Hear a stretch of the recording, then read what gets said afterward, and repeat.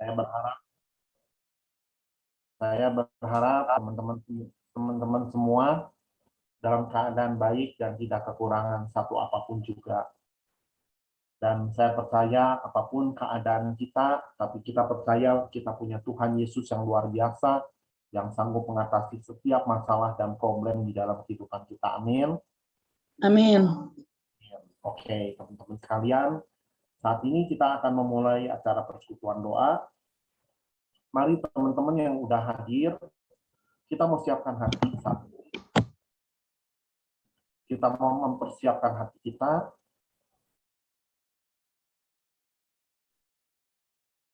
Dan mari kita buka dengan tanda kemenangan Kristus demi nama Bapa, Putra, dan Roh Kudus. Amin.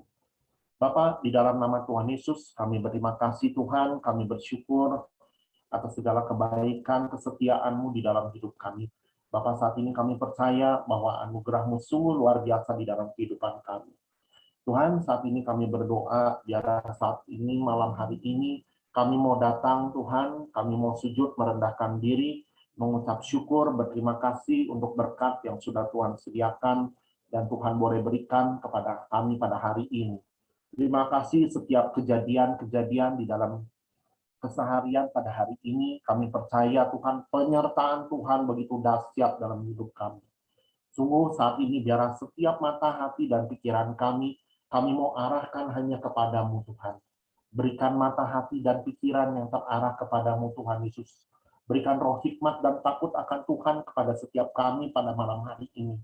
Agar kiranya Tuhan kami bisa mengerti apa yang menjadi isi hatimu dan kami semakin mencintai Engkau lebih dan lebih lagi Tuhan. Saat ini Bapa, kami percaya Engkaulah Tuhan yang mengenal pribadi kami. Dan saat ini kami mohon ampun atas segala dosa-dosa dan pelanggaran kami, baik itu yang kami lakukan dengan pikiran kami, perkataan kami, perbuatan kami, maupun kelalaian kami.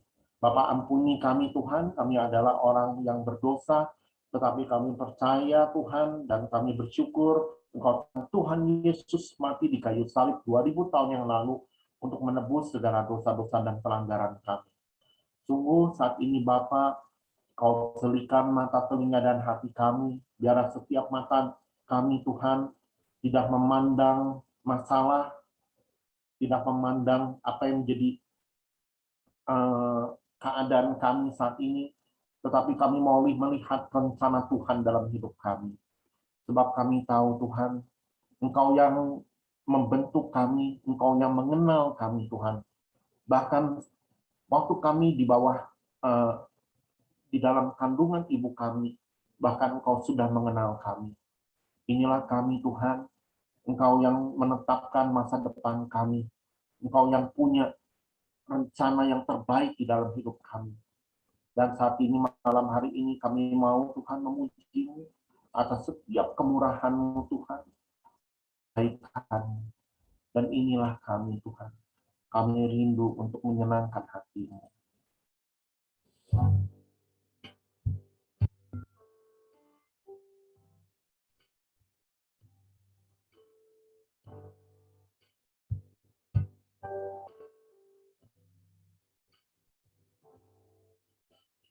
Kau melukis wajahku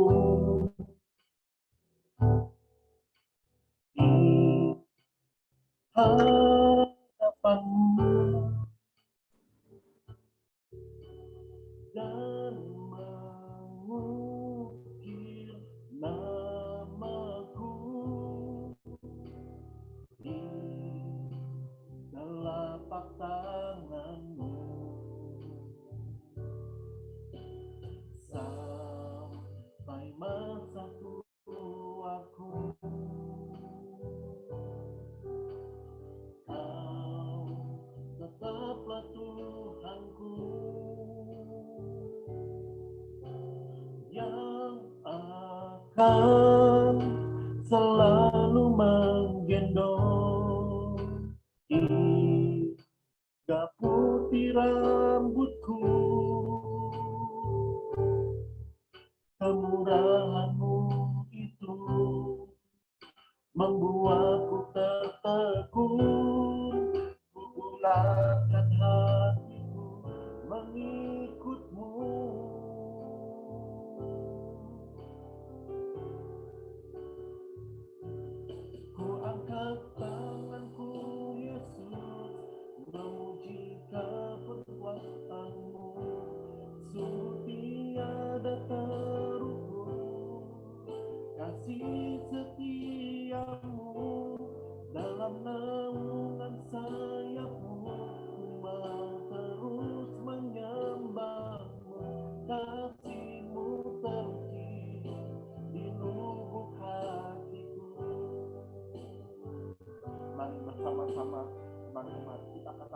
lagi.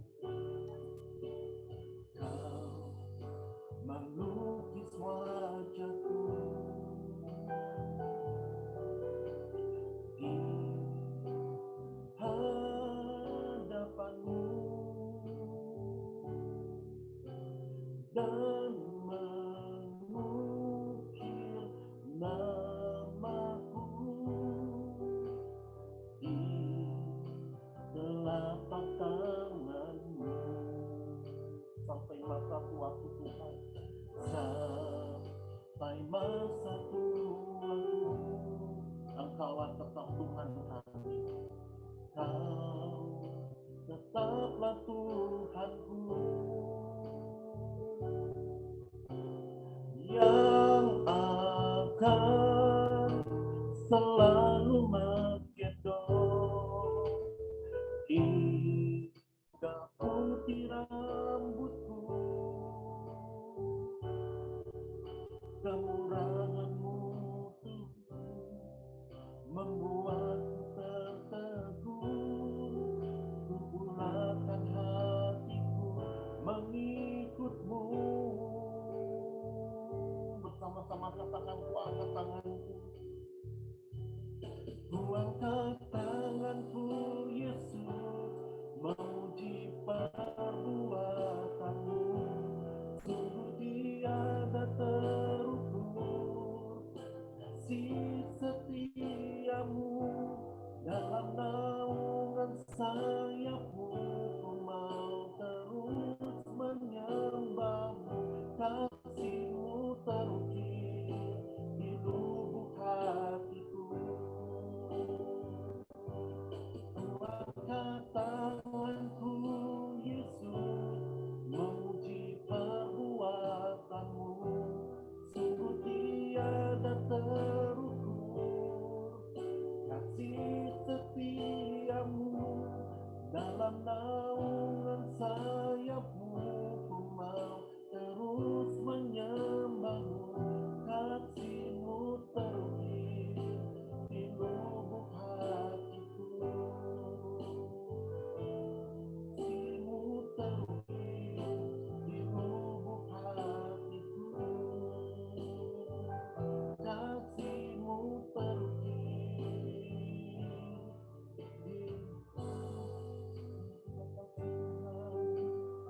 biarlah kasih-Mu terukir di lubuk hati kami. Kami mau bersyukur buat kebaikan-Mu. Terima kasih Bapa, Kau yang menjadikan kami berharga di padamu. Haleluya.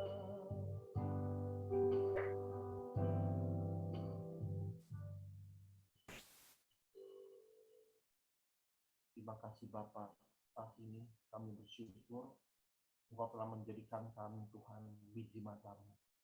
Engkau menciptakan kami serupa dan segambar-Mu Tuhan. Kami percaya Tuhan, Engkau menciptakan kami. Engkau memiliki destiny di dalam kehidupan kami. Engkau memiliki tujuan yang terindah dalam hidup kami. Dan kami mau senantiasa memuji dan menyembah Engkau. Dan kami senantiasa mau tetap berjalan di dalam rencana dan kehendak-Mu Tuhan. Terima kasih Bapa. Ini kami Tuhan.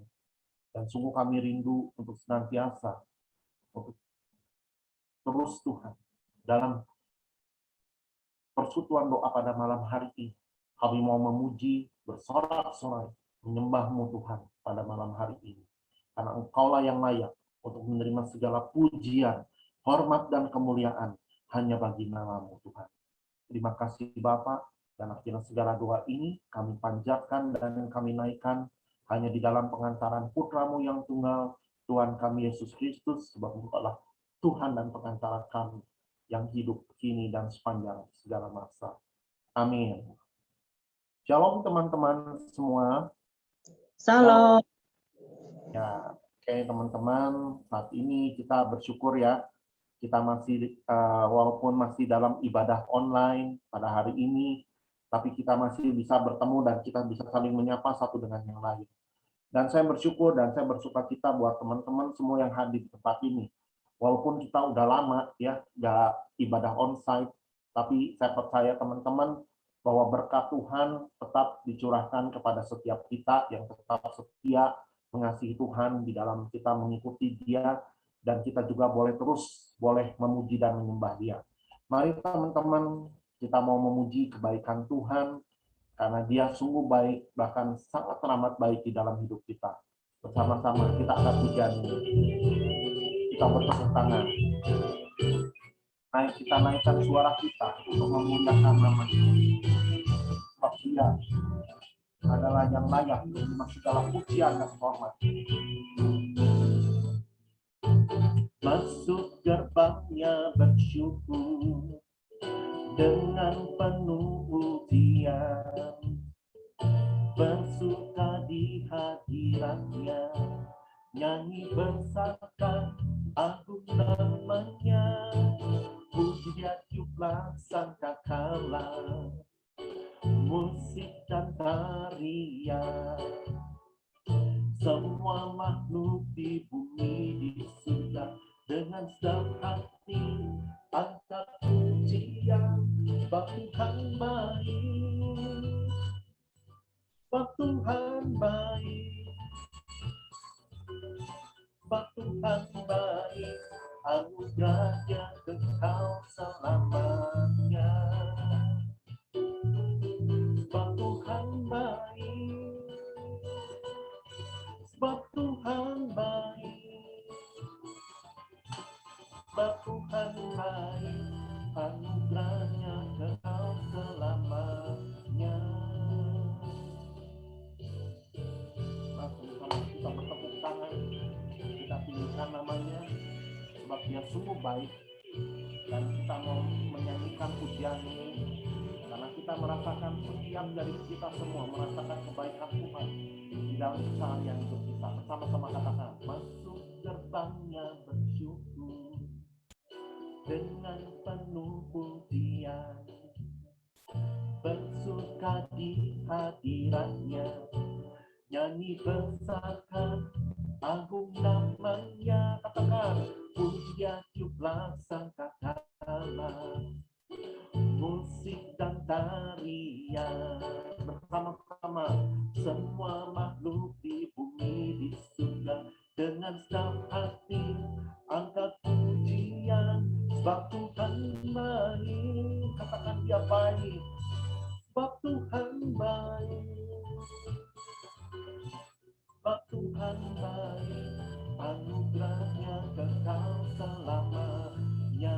Bersama-sama katakan, sebab Tuhan baik, sebab Tuhan baik, sebab Tuhan baik, anugerahnya kekal selamanya. Sebab Tuhan baik, sebab Tuhan baik, sebab Tuhan baik, anugerahnya kekal selamanya. Sebab Tuhan baik, sebab Tuhan baik, sebab Tuhan baik, anugerahnya kekal selamanya. Sama-sama saudara, Dia sungguh baik, bahkan teramat baik dalam hidup kita. Dan mari saat ini kita bertepuk tangan, memuji, dan kita mau memberikan kemuliaan yang sangat besar hanya bagi nama Dia. Berikan tepuk tangan yang meriah buat Tuhan Allah kita. Yeay. Oke teman-teman, kita sudah mengatakan bahwa Tuhan kita baik. Dan saat ini saya percaya bahwa kita masih mau memuji Tuhan. Teman-teman sekalian, kita mau angkat pujian ini, kita mau meninggikan Tuhan kita dengan sorak-sorai, karena saya percaya teman-teman, lewat puji-pujian kita akan menerima kemenangan bersama dengan Tuhan. Amin. Amin.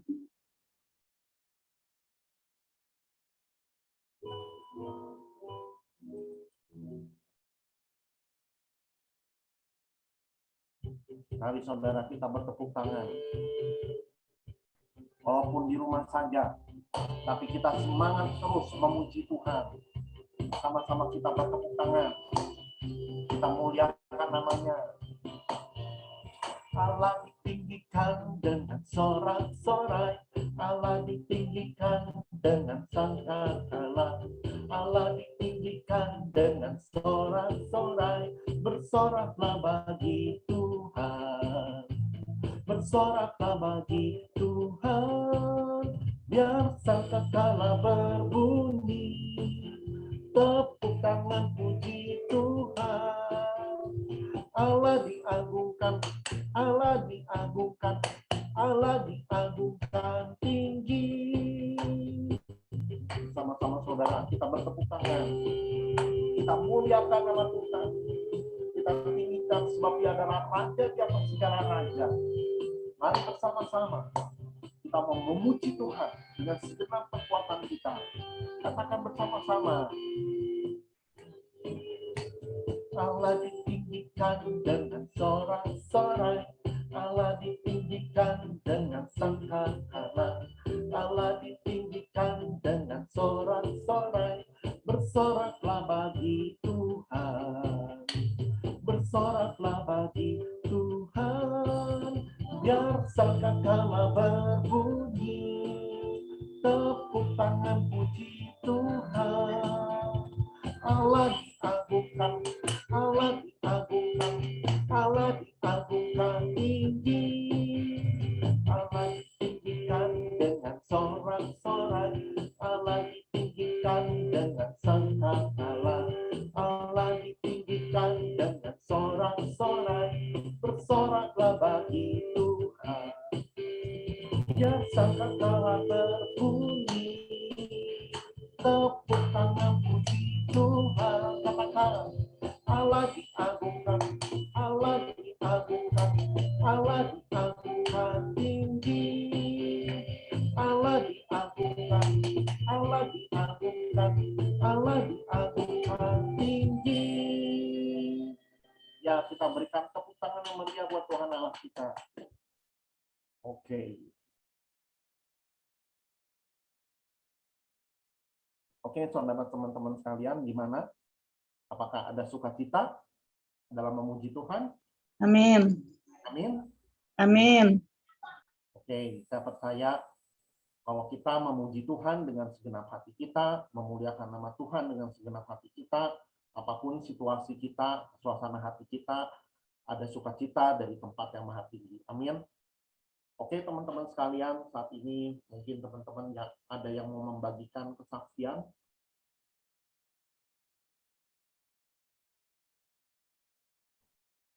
Ada yang mau menceritakan kebaikan Tuhan?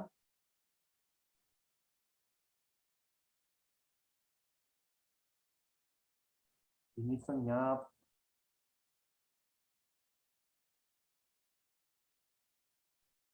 Gimana teman-teman? Ada?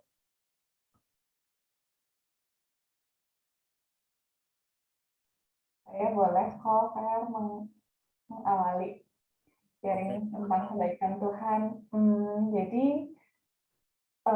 masa-masa PPKM ini tuh berdampak pada kita semua merasakanlah dampaknya, dan baru aja kayaknya aku berasa banget di pekerjaan aku setelah PPKM mulai membaik. Ternyata order yang biasa tuh kayaknya jadi nggak ada. Aduh gimana ya gitu kan, menurun banget lah dibandingin sebelum PPKM itu. Terus khawatir iya sih gitu, karena banyak banget biaya-biaya yang perlu dibayar juga tiap minggu gitu kan, sedangkan pemasukan tidak cukup gitu rasanya untuk membayar itu semua gitu.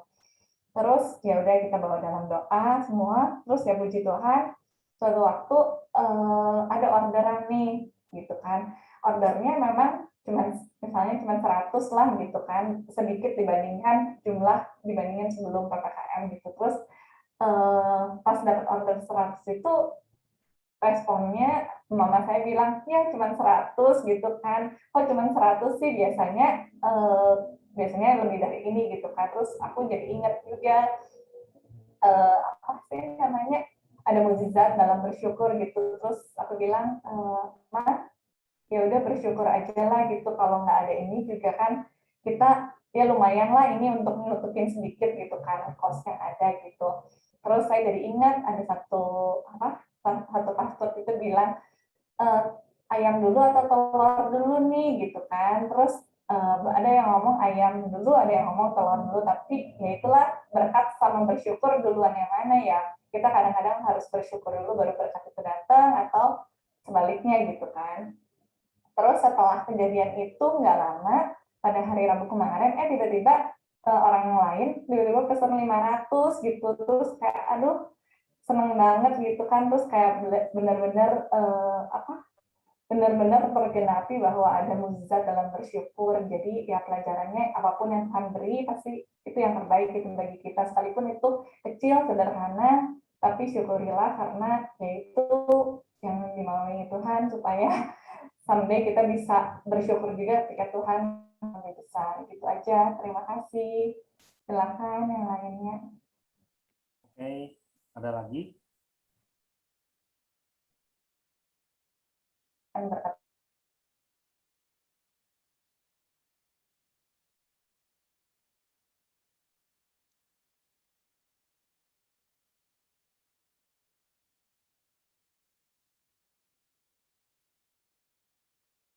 Ya, kalau nggak ada saya ya.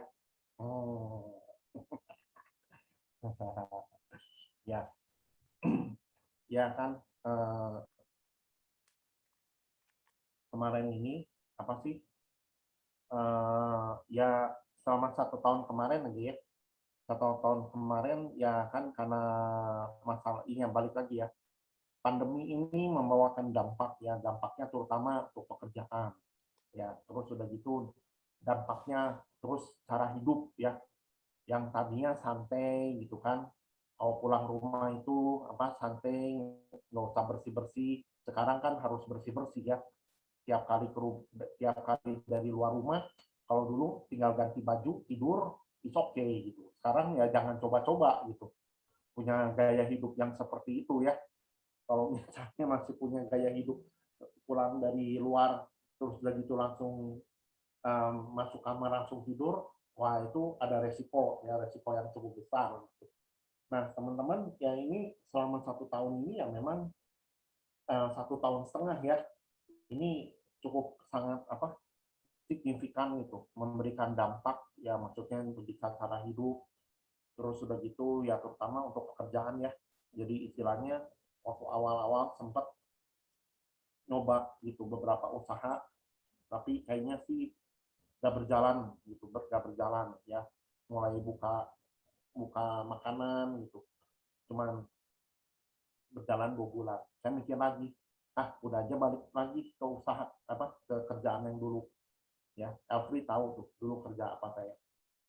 Nah terus udah gitu ya akhirnya setelah menjalani dengan tekun ya, maksudnya ya salah satunya ya properti, akhirnya ada goal juga gitu kan ya, dengan cara yang nggak diduga itu juga. Nah terus saya mau kesaksian yang kemarin gitu. Saya bilang aduh ya kan kemarin udah nih Tuhan, terus udah gitu apalagi nih ya. Terus tiba-tiba tuh lagi santai gitu, lagi santai tiba-tiba ada yang telepon, terus udah gitu yang nelponnya tuh ya maksudnya orang yang nggak disangka lah ya. Dia bilang gini, Ferdinand saya mau masukin pegawai saya katanya asuransi, lumayan kan 7 polis gitu kan ya, puji Tuhan gitu kan, maksudnya wow tidak berjerih payah tapi tiba-tiba itu datang sendiri gitu teman-teman ya. Nah tapi ya saya lihat ya, walaupun dalam keadaan seperti ini gitu, walaupun ngelihat ini maksudnya cara pendapatan turun drastis gitu, tapi yang namanya pemeliharaan Tuhan itu tuh gak pernah istilahnya yang gak pernah itu tuh, maksudnya Tuhan itu tetap setia gitu. Maksudnya apapun yang terjadi Tuhan akan tetap pelihara kita dengan cara apapun juga, dengan cara yang gak kita duga gitu. Jadi istilahnya saya bersyukurlah itu bisa, maksudnya dalam masa seperti ini saya tetap masih melihat kebaikan dan mujizat Tuhan itu terjadi dalam kehidupan saya. Itu aja sih simbol. Ada lagi nggak teman-teman? Ini saya udah mancing. Tadi Ebe sudah mancing, saya udah mancing. Masa nggak ada yang saksi kan? Minimal 2 lagi deh.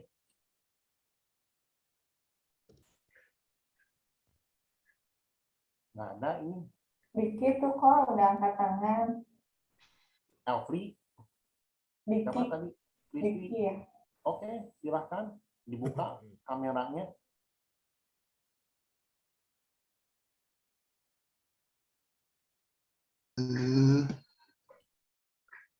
Aduh, Oh, Diki.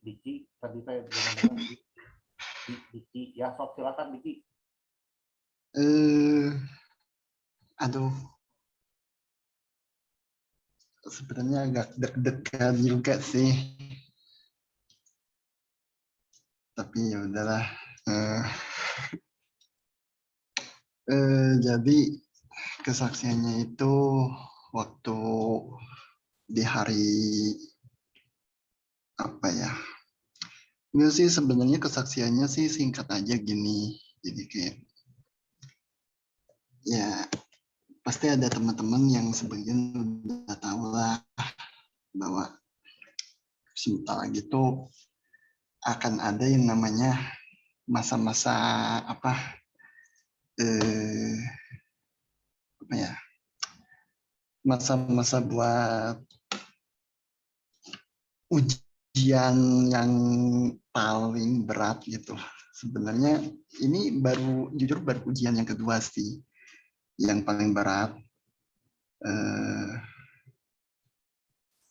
Ini yang harus dialami buat aku buat gue sama cewek gue gitu. Ya inisial aja lah ya, inisial aja lah. Orangnya nggak akan gue kasih tahu siapa namanya. Pokoknya bener-bener yang kayak apa? Gue tuh dari awal kayak ngerasain bener-bener yang namanya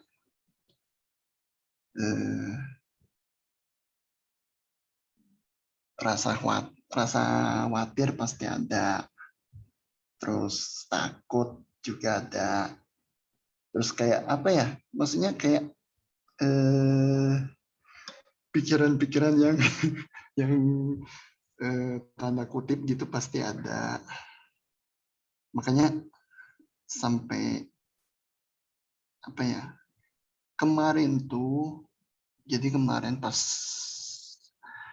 pas dia kayaknya ikut suatu acara gitu ya, pokoknya ikut suatu acara,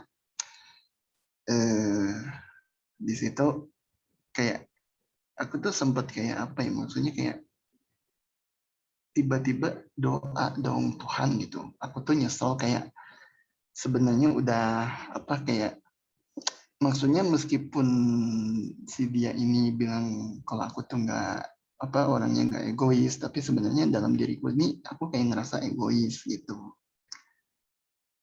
Terus kemudian ya aku juga berdoa nih buat kayak maksudnya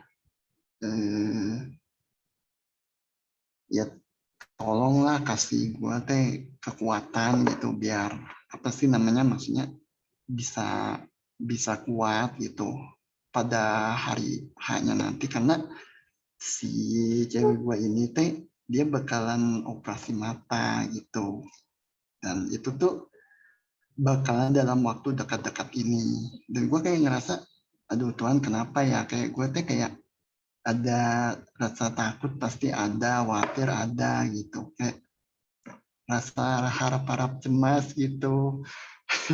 Cuman kayak Tuhan teh bilang udah gitu, udah tenang aja nggak akan apa-apa gitu. Maksudnya teh nggak usah khawatir gitu.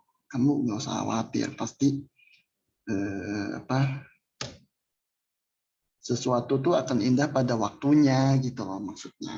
Makanya gue yang sampai kayak bilang ini teh serius nggak sih gitu kan, Tuhan teh gitu bilang kayak gitu. Cuman ya emang apa di situ teh Tuhan tuh kayak ngasih gue kekuatan gitu, kekuatan dalam menghadapi ujian ini gitu. Ini ujian yang kedua buat gue gitu loh. Yang ujian pertamanya kan udah lewat, ujian keduanya ini tuh ujian yang menurut gua tuh paling terberat di dalam hidup gua selama ini gitu loh. Dan sebelum-sebelumnya gue belum pernah sih, maksudnya pacaran sama mantan gue yang sebelumnya tuh sampai menghadapi ujian yang terberat seperti ini tuh sebelumnya belum pernah gitu. Dan jujur gue baru menghadapi yang namanya ujian terberat baru kali ini. Ya intinya sih apa ya, kebaikan Tuhan tuh Tuhan meskipun gue lagi kayak istilahnya ngegalau gitu, tapi Tuhan masih tetap ngasih gue tuh kayak ayo udah semangat gitu, maksudnya kayak masih tetap ngasih gue support, terus kayak ngasih gue juga kekuatan gitu dalam menghadapi cobaan menghadapi ujian ini gitu loh. Jadi di situ kayak gue ngerasa dikuatkan, dan si doi juga di situ Tuhan kuatkan gitu. Itu aja sih kesaksiannya.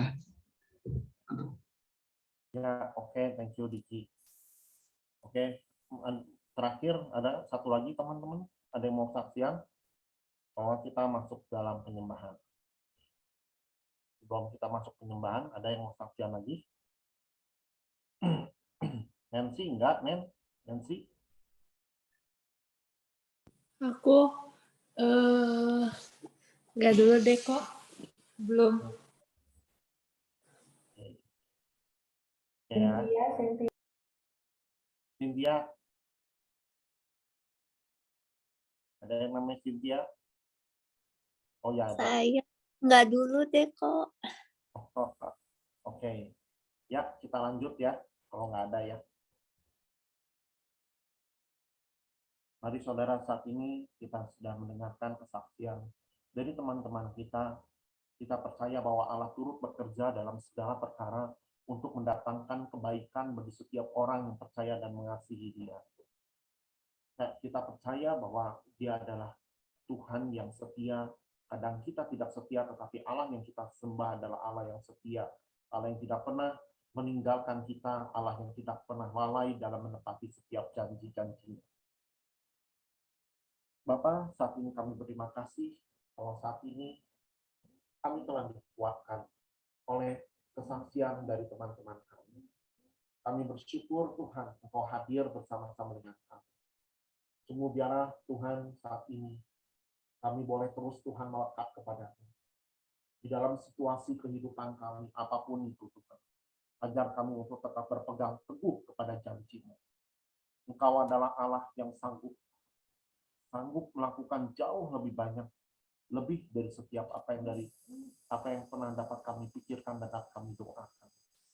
Bapak, berikan kami hati seorang hamba. Ajar kami terus untuk boleh tetap tidak mengandalkan diri kami sendiri. Ajar kami tetap terus untuk percaya, berserah, dan berharap hanya kepada-Mu ya Tuhan. Sungguh biarlah Bapa, segenap mata hati dan pikiran kami mau tertuju dan terarah kepada Tuhan. Biarlah malam hari ini kami boleh menikmati Tuhan hadirat-Mu. Kami boleh merasakan Tuhan jamahan-Mu di dalam kehidupan kami. Ini kami Tuhan. Biarlah Engkau Tuhan yang memberikan kedamaian Tuhan. Biarlah Engkau memberikan shalom di dalam hati kami masing-masing. Karena kami percaya damai sejahtera Allah yang melampaui akal budi itu akan memelihara hati dan pikiran kami. Terima kasih Tuhan. Biarlah jiwa kami tetap memuji. Dan kami tetap boleh terus mau Tuhan masuk bersekutu bersama dengan Engkau. Dan menikmati setiap janji-janji-Mu di dalam kehidupan kami. Ini kami Tuhan.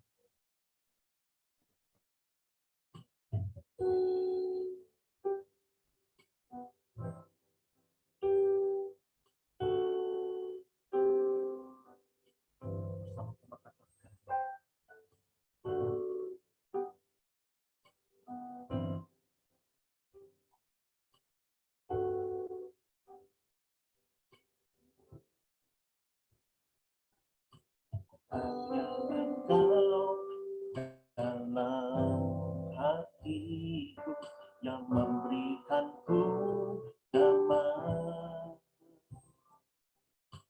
Tiada kasih yang ada di dunia seperti kasih yang kau berikan. Maka jiwaku pun memuji aman di bait-Mu. Satu asa di dalam hidupku, bersamamu sepanjang masa. Yang ku puja hanya dirimu, satu yang selalu setia, menopang dan menjagaku senantiasa. Biar hidupku membawa kemuliaan bagi-Mu, karena diri-Mu dan kemurahan-Mu tak berkata di hati. Mari bersama-sama katakan teman-teman, hanya Dia yang ada di dalam hati kami masing-masing. Hanya Engkau dalam hatiku yang memberikanku damai. Tiada kasih yang ada di dunia seperti kasih yang Kau berikan. Maka jiwaku pun memuji aman di bait-Mu. Satu asa di dalam hidupku, bersamamu sepanjang masa. Yang ku puja hanya diri-Mu, satu yang selalu setia,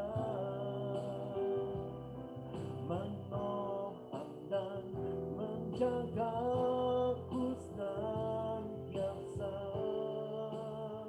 Biar hidupku membawa kemuliaan bagi-Mu, karena diri-Mu dan kemurahan-Mu telah berkata di hatiku. Bersama-sama katakan, hanya Engkau di hatiku, hanya Engkau dalam hatiku yang memberikanku damai. Tiada kasih yang ada di dunia seperti kasih yang Kau berikan. Maka jiwa memuji aman di bait-Mu. Satu asa di dalam hidupku, bersamamu sepanjang masa.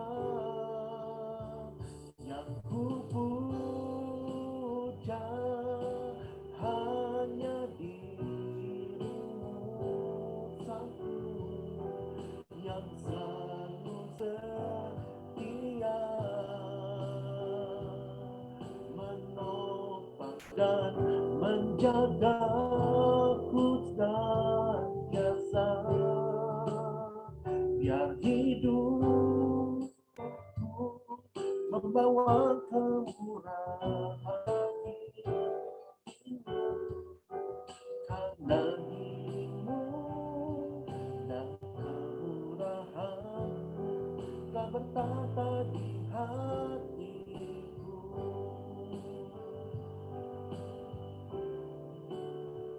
yang ku puja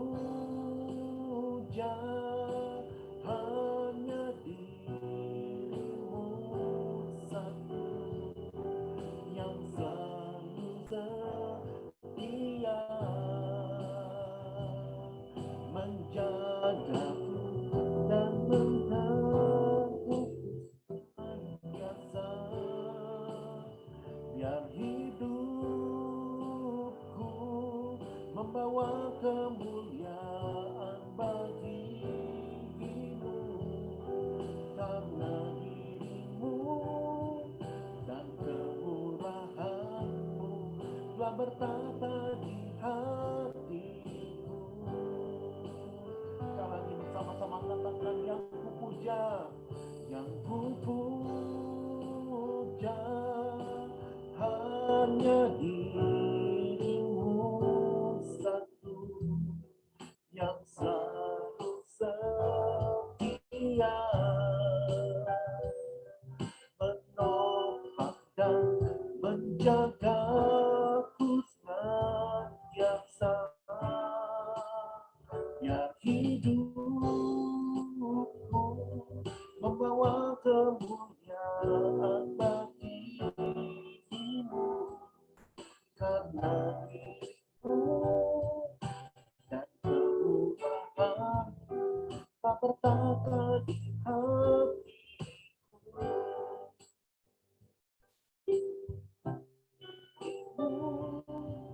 Dan kemurahanmu telah bertata di hatiku,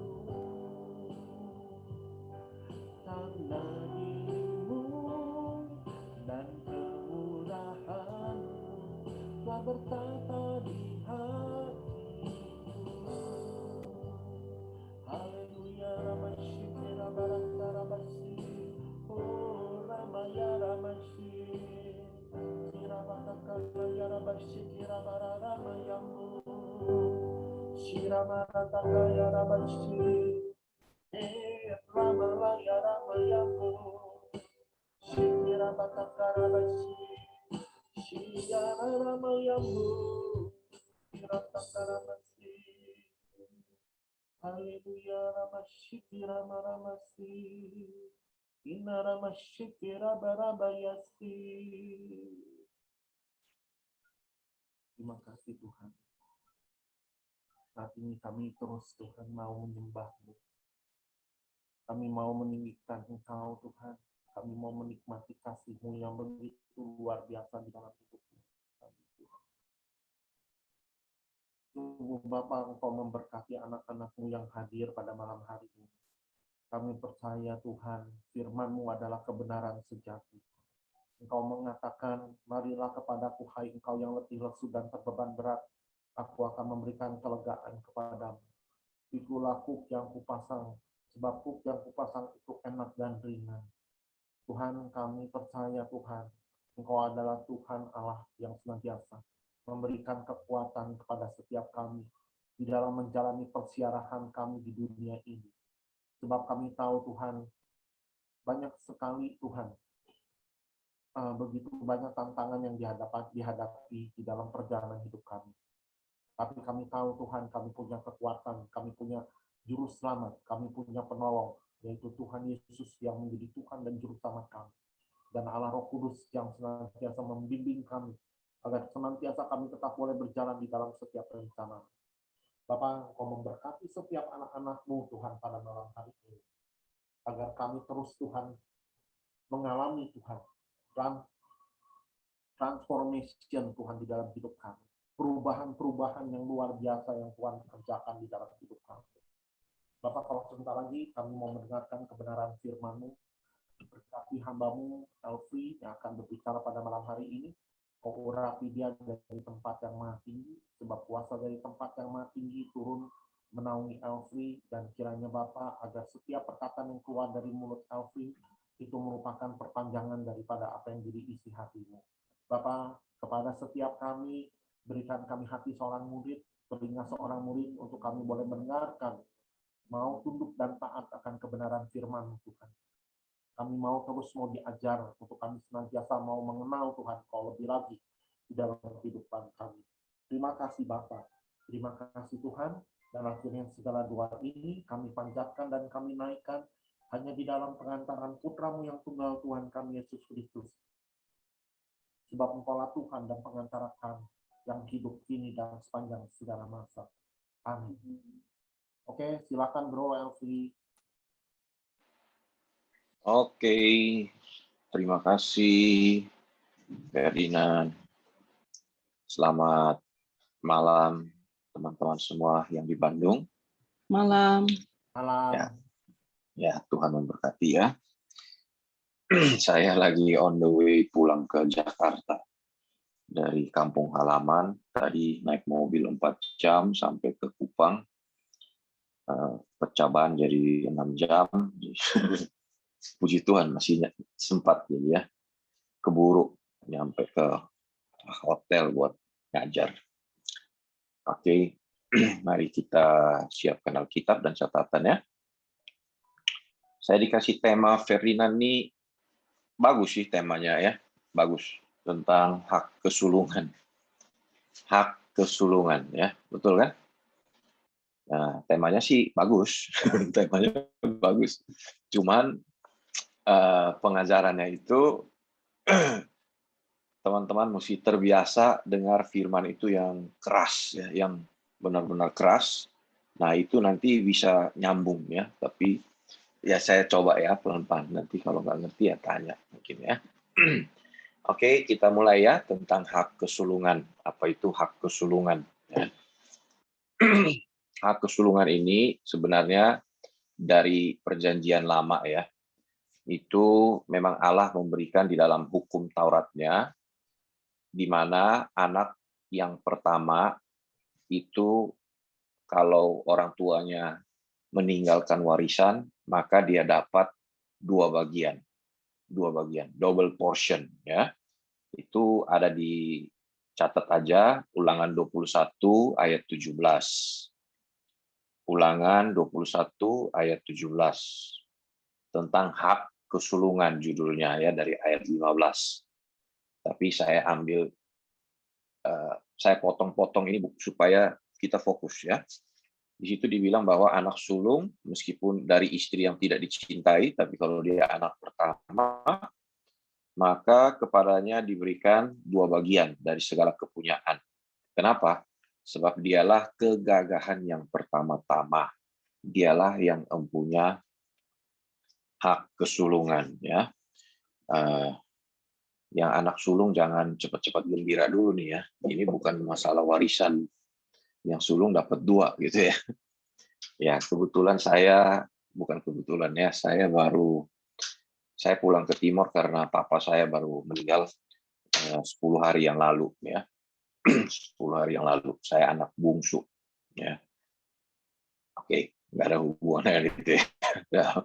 Nggak ada ngomong ini ya. Mari kita lihat. Jadi hak kesulungan ini di Perjanjian Lama itu bicara tentang warisan harta ya, warisan hal-hal yang fisik ya. Tetapi saya bawa dulu di Perjanjian Lama ya secara cepat ya. Misalnya kalau bicara tentang hak kesulungan, kita buka di Kejadian 25 atau catat aja Kejadian 25 29 sampai 33. Kejadian 25 29 sampai 33. Nah, itu cerita tentang Esau dan Yakub. Esau seorang pemburu, Yakub suka masak di rumah. Esau pulang berburu, dia lihat Yakub masak, di situ dibilang sop kacang merah ya. Wah, dia sangat senang lihat itu sop kacang merah, dia udah lapar ya. Kebayang kan? Saya tadi naik mobil 4-5 jam aja sampai sini lapar, makan dengan lahap dulu sebelum ngajar nih. Saya dalam hati ini sama kayak dulu saya dari Jakarta ke Bandung juga ya kurang lebih lah gitu. Jadi dia lihat sop kacang merah, wah ini enak banget. Yakub pinter, Yakub ini pinter. Kau mau sop kacang merah? Tukerin dong dengan hak kesulunganmu. Esau ini anak sulung, walaupun mereka kembar ya, tapi Esau yang gede. Yakub yang kecil ya. Jadi Yakub tuh bilang, kasih dong saya hak kesulunganmu ya. Tukarin dengan sop kacang merah ayat 31. Jual dahulu kepadaku hak kesulunganmu. 32. Lalu Esau bilang, sebentar lagi saya juga mati. Buat apa sih hak kesulungan ini? Ya udah, boleh, deal ya. Bersumpah. Akhirnya dia menukarkan hak kesulungan dia dengan semangkok kacang merah. Bisa kebayang nggak? Misalnya Yakub ini kan Abraham, Ishak. Bapaknya itu Ishak. Dan nanti kalau kita baca di Perjanjian Lama, Ishak itu orangnya sangat amat kaya. Jadi Yakub memberikan harta warisan yang bakal dia terima begitu melimpahnya, hanya ditukar dengan semangkok sop kacang merah. Itu ibaratnya begini nih, kayak ada yang mau tukerin misalnya hartanya 10 triliun ditukerin dengan ya jam tangan saya yang harganya 1 juta lah, begitulah, kira-kira begitulah ya. Bodoh kan sebenarnya kalau kita bilang ya, kok bodoh banget gitu ya. Kenapa? Ingat, karena Yakub lagi lapar. Kalau orang lagi lapar, yang penting buat dia itu makanan, bukan duit. Kalau ada duit nggak ada makanan, gimana coba ya? Jadi akhirnya dia tukerin. Oke, kemudian nanti berlanjut lagi di Kejadian 27 ayat 34.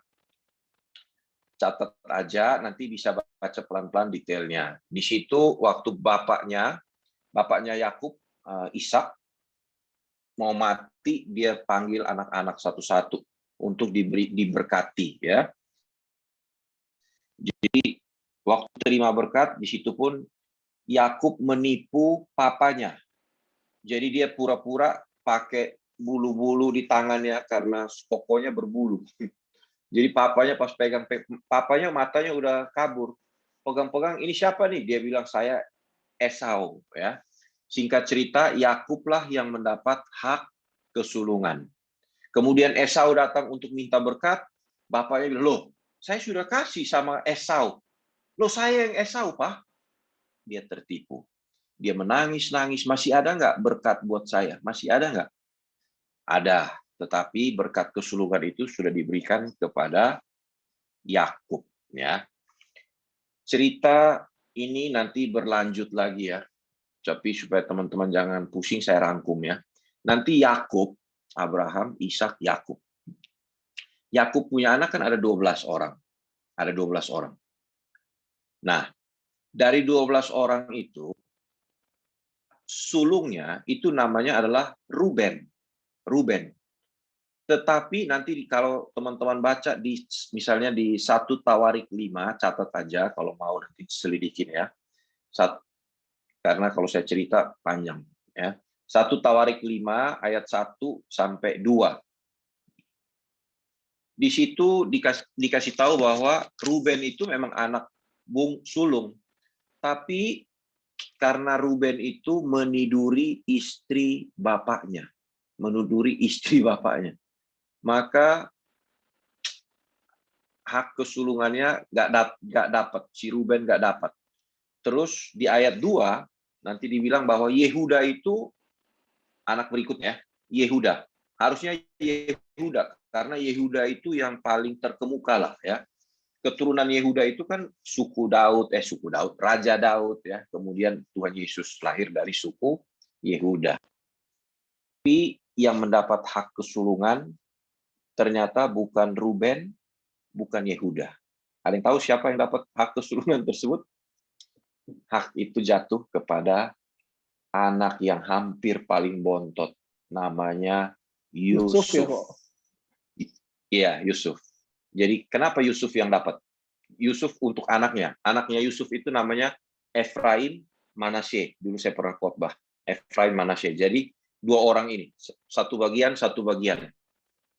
Ngerti nggak sampai sini? Ngerti nggak? Jadi Yusuf punya anak, Efraim Manasye itu yang dapat bagian dari hak kesulungan tersebut. Kenapa Yusuf yang dapat? Kenapa bukan Ruben? Kenapa bukan Yehuda? Padahal Yehuda turun-temurun itu raja-raja. Ya. Karena Yusuf Kalau kita baca ceritanya, coba cari cacatnya Yusuf di mana, kesalahannya Yusuf di mana. Yusuf itu almost perfect lah dalam dia punya kehidupan ya. Dia cerita mimpinya, mau dibunuh oleh kokonya, dia dijual jadi budak. Waktu jadi budak dia masih tidak kepahitan sama Allah. Ada orang mimpi, dia ceritain arti mimpinya. Kemudian orangnya raja nggak tolong dia juga nggak sakit hati. Singkat cerita, oh ya, dia setia sama Potifar ya, Potifar. Istri Potifarnya menggoda dia, nggak ada orang loh padahal. Itu ibaratnya singa dikasih daging mentah, mana ada yang nolak. Tapi Yusuf dipanggil-panggil, Ucup, Ucup, laki gua nggak ada. Yusuf berkata begini, bagaimana mungkin aku berdosa terhadap Tuhan? Bagaimana mungkin? Yusuf itu hidup benar-benar di hadapan Allah. Dan Allah akhirnya membawa dia jadi orang nomor 2 di Mesir, dan dia menyelamatkan bangsa Israel dari kelaparan. Ya. Yusuf orang benar. Yusuf hidupnya kudus. Dan Yusuf walaupun dia tinggal bukan di Israel, ya, tetapi di hati dia tetap melekat kepada Allah. Godaan yang begitu besar bisa dia bilang tidak. Makanya dia mendapatkan hak kesulungan. Ya, oke, ini di Perjanjian Lama ya. Ini Perjanjian Lama. Cerita hak kesulungan itu demikian. Ya. Nah, sekarang kita lihat di Perjanjian Baru. Ingat, kita ini sebenarnya Perjanjian Lama itu cuman gambaran, bayangan. Ya. Kalau Perjanjian Baru itu yang sekarang ini. Jadi itu yang realnya sebenarnya bagaimana. Ya. Kalau Perjanjian Lama ngomong itu naik gaji, kalau sekarang tuh begini, naik gaji berkat gitu loh ya. Kalau jadi raja berkat ya. Tapi kalau di Perjanjian Baru nggak demikian sebenarnya ya. Hak kesulungan ini apa sebenarnya ya yang dimaksud dengan hak kesulungan? Coba kita lihat di Roma 8 ayat 23. Roma 8 ayat 23. Dan sebentar, Roma 8:23. Mungkin ini banyak ayatnya, jadi catat, nanti saya kasih waktu buat kalau mau tanya boleh. Ya. Roma 8:23.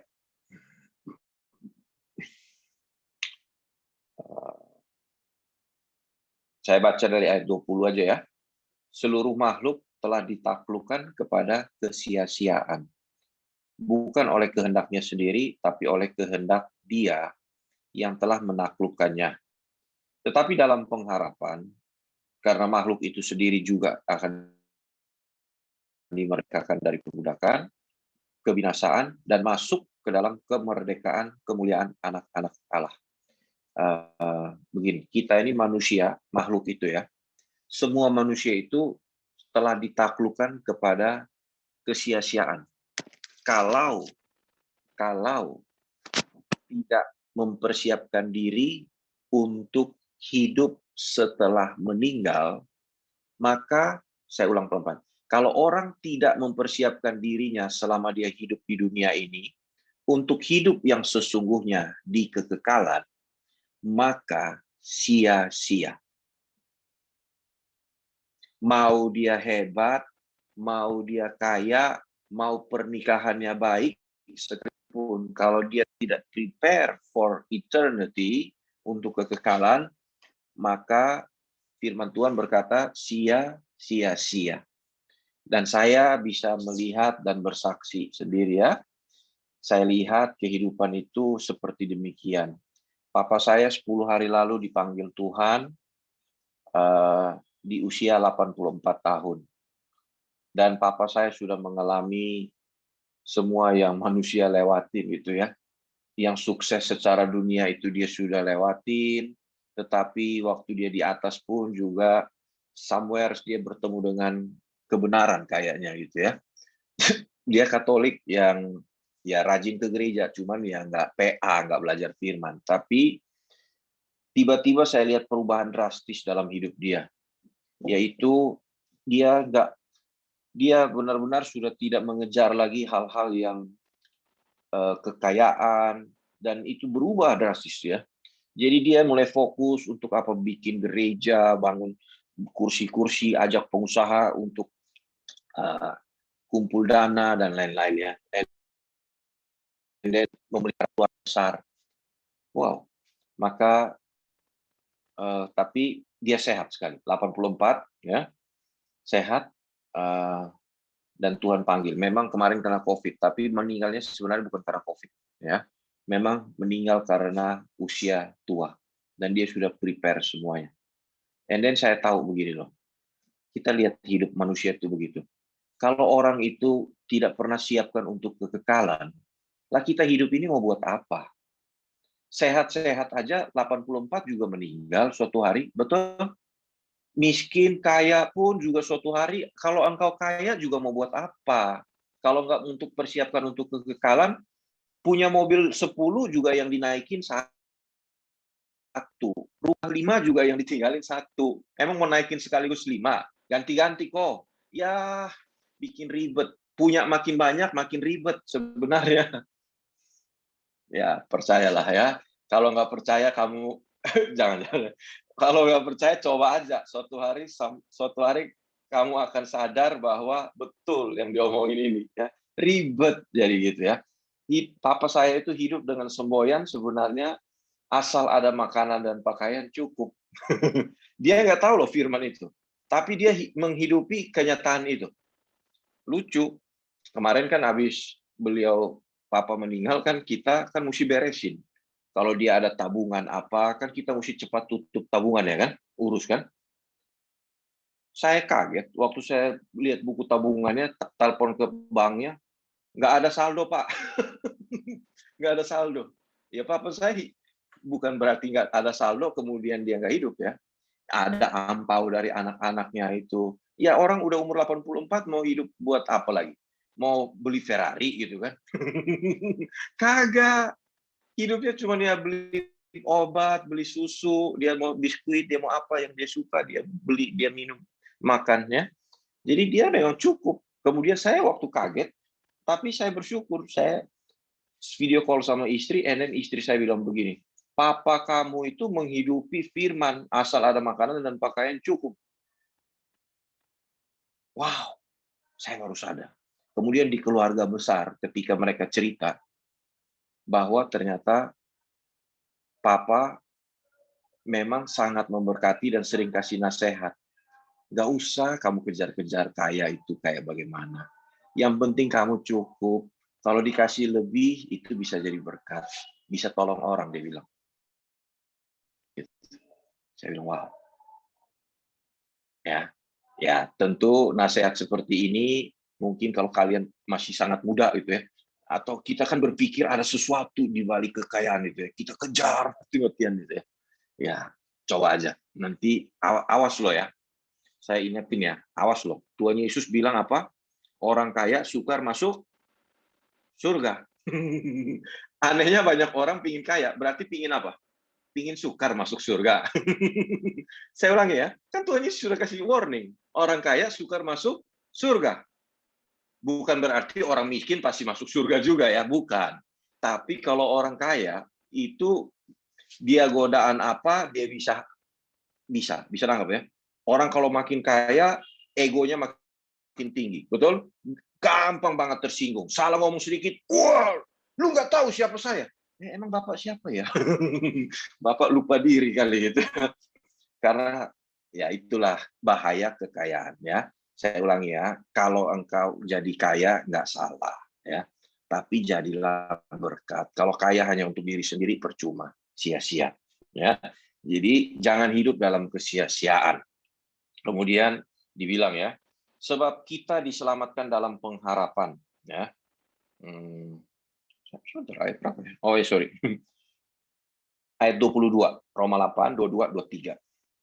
Sebab kita tahu bahwa sampai sekarang segala makhluk sama-sama mengeluh dan sama-sama merasa sakit bersalin. Semua makhluk mengeluh. Artinya apa? Kita hidup di dunia ini, ya misalnya COVID, belum lagi, aduh ada masalah ini, tadi ada yang cerita masalahnya, walaupun saya juga kurang menangkap ya masalahnya apa, mungkin ya it's okay lah. Ya. But, ya ini masalah ini, kemudian ini masalah lagi, yang kedua lagi ujian katanya gitu ya. Ferdinand juga cerita, tetapi ingat, pemeliharaan Tuhan itu ada aja ya. Saya pun juga ngalamin. Saya juga ngalamin hal-hal demikian gitu ya. Tapi ingat ya, jangan kita memberhalakan masalah. Jangan bilang begini, aduh masalah gue ini paling berat. Aduh kayaknya ini nggak ada solusinya. Ya jangan. Halo, kalau kita hari ini kena pandemi COVID, ingat loh, seluruh dunia juga kena loh. Nangkep ya? Kalau hari ini 10 hari lalu saya kehilangan papa saya, semua manusia juga nanti suatu hari kalau papanya masih ada, suatu hari juga dia akan kehilangan papanya. Halo, benar nggak? Jadi jangan kita itu dibikin bahwa wah gitu ya. Itu yang membuat manusia itu down ya. Tapi ya itulah. Kita punya pengharapan ya. Dan lihat di ayat 23. Dan bukan hanya mereka saja, tetapi kita yang telah menerima karunia sulung roh. Nah, ada kata karunia sulung roh.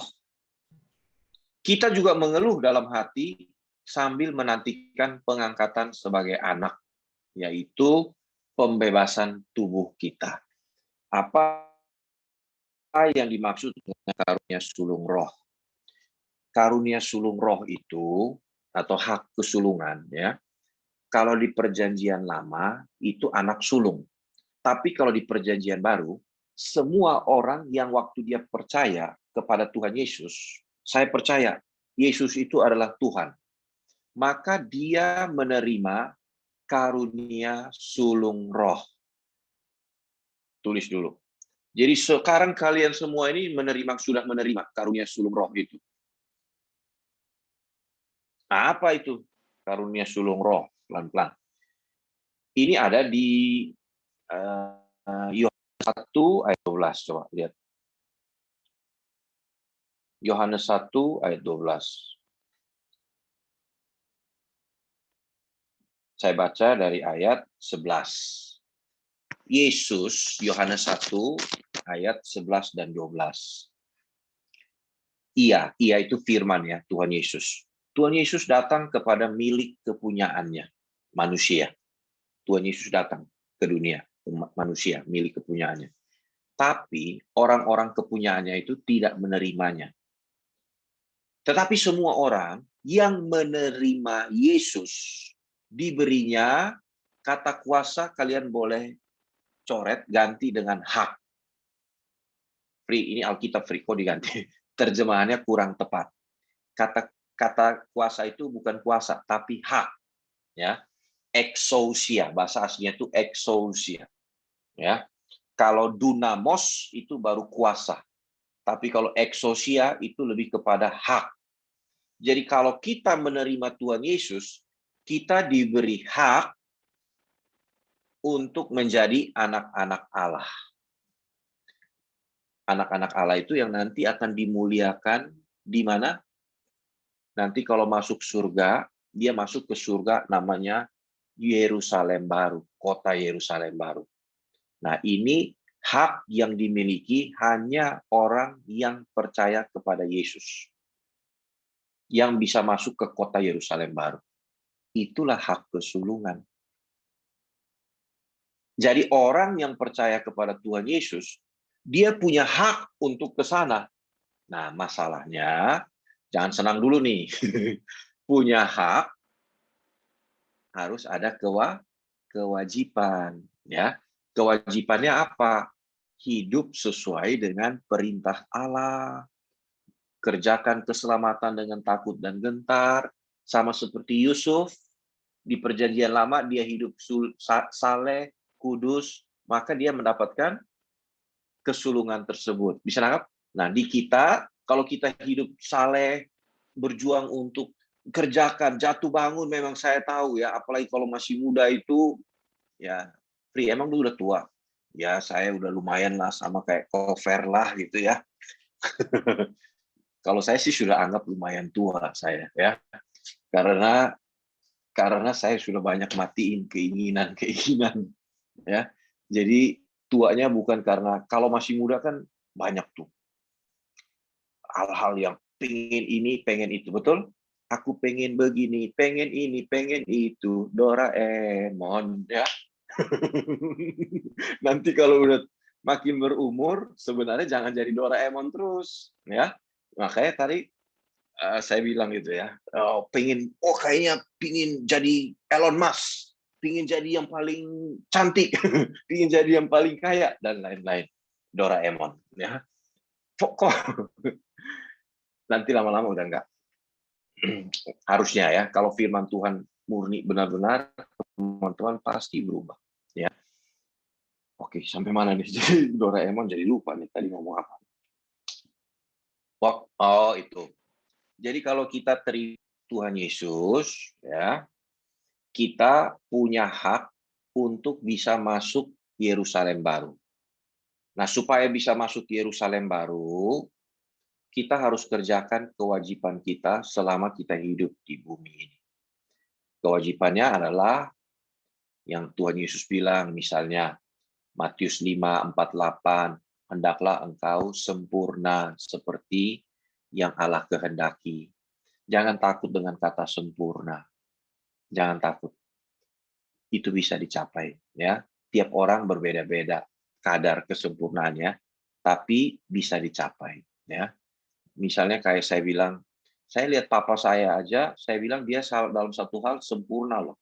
Dalam hal apa? Dalam hal kesabaran dia perfect. Dia perfect. Dalam hal mengasihi mama yang juga udah dipanggil juga perfect. Ya. Saya bisa lihat sendiri, 84 tahun papa saya itu kalau misalnya mama lagi ngoceh, lagi marah, lagi ngomelin dia atau apa, itu ibarat kayak, ya namanya kan juga bawaan cewek gitu ya, kan suka ngomong, suka ini ya. Tapi ini bukan pembenaran ya, ya jangan juga, gitu. Jangan terus-menerus. Iya kalau kamu punya suami kayak papa saya. Kalau papa saya itu disiram begini terus, kayak di air gitu ya, itu kayak kena ke spons. Kayak kena di spons, busa itu loh. Dia nyerap aja semua, kemudian nggak ada yang netes, nggak ada yang dia cipratin balik, dan kemudian udah, that's it, selesai. Tidak marah, tidak apa-apa, diam aja dengerin gitu ya. Iya, baik. Coba saya aja waktu lihat begitu, saya bilang, wow, untuk begitu aja sulitnya minta ampun. But papa saya aja yang nggak belajar firman, bisa loh punya karakter demikian, nggak belajar firman dia. Nggak benar-benar ya, hanya sekedar ya kalau ke gereja kan gitu ya, orang Katolik. Ya, umumnya. Jadi bisa, jangan takut itu ya. Berjuang, nanti bisa. Nah, semua orang yang menerimanya diberinya hak untuk menjadi anak-anak Allah. Menerimanya sebagai apa? Jawabannya di ayat 11. Kita harus menerima Allah, Tuhan Yesus, sebagai apa? Kan ada di situ. Dia datang kepada milik kepunyaannya. Jadi menerima dia sebagai pemilik hidup kita. Maksudnya gimana, Fri? Menerima dia sebagai pemilik hidup kita. Ini yang sulit ya, tapi ya saya harus cerita kebenarannya. Menerima dia sebagai pemilik itu artinya kayak begini aja deh, saya kasih contoh. Ketika papa saya dibilang kena COVID gitu ya, jadi dia seminggu di rumah sakit, and then kemudian dipanggil Tuhan. Tapi sebenarnya bukan karena COVID ya, meninggalnya. Dia memang sudah. Waktu papa saya kena COVID, waduh, saya bilang, waduh, papa ini obatnya juga udah minumnya udah banyak, kan umur 84 ya. Walaupun dia tidak kuat ya, tapi ada minum obat. Saya berdoa kepada Tuhan. Kalau boleh ya Tuhan sembuhin dia, kalau boleh. Ya. Kemudian ada doa-doa yang lain juga. Tetapi ternyata apakah saya marah kepada Tuhan? Tidak sama sekali. Tidak sama sekali. Apakah saya jadi kecewa? Juga tidak sama sekali. Kenapa? Karena saya tahu Dia Tuhan. Dialah pemilik hidup kita semua. Papa saya itu juga punyanya Tuhan. Yang Tuhan percayakan di bumi ini, dia jadi papa saya. Saya sendiri juga tidak berkuasa atas hak hidup saya. Suatu hari kapanpun Tuhan mau panggil saya, bisa apa saya? Bisa nangkap nggak? Jadi kita itu punya mental demikian itu. Kamu ada damai sejahtera di dalam setiap situasi. Banyak orang galau dalam kehidupannya karena merasa memiliki hidup dong. Benar nggak? Halo? Kenapa engkau galau? Karena engkau merasa saya punya hak. Harusnya Tuhan bikin begini dong atas hidup saya. Harusnya Tuhan jawab doa saya dong. Harusnya begini dong. Dia Tuhan. Dia berkuasa. Bahkan saya bisa melihat waktu Papa dipanggil pulang, ternyata itu sama dengan apa yang saya doakan selama ini dan juga yang Papa saya inginkan, yaitu apa? Dia pergi tanpa rasa sakit, tanpa kesakitan sama sekali. Jadi dia itu dibikin sehat benar-benar. Dokter di rumah sakit di Kupang sini, ya, itu bilang begini, Papa saya itu adalah one of the best COVID di rumah sakit ini. Yang progresnya itu cepat sekali menuju. Dokter aja kaget. Loh, ini kan harusnya sembuh. Tapi kenapa kok tiba-tiba dia punya tekanan jantungnya turun, dan kemudian, ya namanya orang meninggal ya tekanan jantungnya mesti turun. Itu cara Allah panggil. Dan saya sempat lihat sebelum Papa pergi. Dan saya bilang, wow, apa yang saya doakan, walaupun saya mintanya dulu jangan di rumah sakit, Tuhan. Kalau boleh, di rumah sambil tidur. Tapi yang penting jangan kesakitan. Tapi di rumah sakit tidak kesakitan. Saya bilang, terima kasih Tuhan. Bisa apa saya? Tuhanlah pemilik hidup. Tapi dalam peristiwa ini pun, saya melihat, seperti Ferdinand tadi bilang kan, pemeliharaan Tuhan, tangan Tuhan itu nyata dalam hidup. Ada satu quote bilang, kalau kamu menaruh Tuhan segalanya dalam hidupmu, maka dalam setiap peristiwa hidupmu, engkau akan melihat Tuhan. Saya ulangi, kalau kita menaruh Tuhan dalam hidup kita segalanya, nomor satu, maka dalam setiap peristiwa pun, engkau bisa melihat tangan Tuhan, kasih Tuhan, pemeliharaan Tuhan. Walaupun lagi pandemi, kita bisa lihat Tuhan pelihara. Walaupun pemasukan berkurang, tapi Tuhan juga pelihara. Hah? Benar nggak? Dan lain-lain ya. Jadi kita bisa percaya. Oke.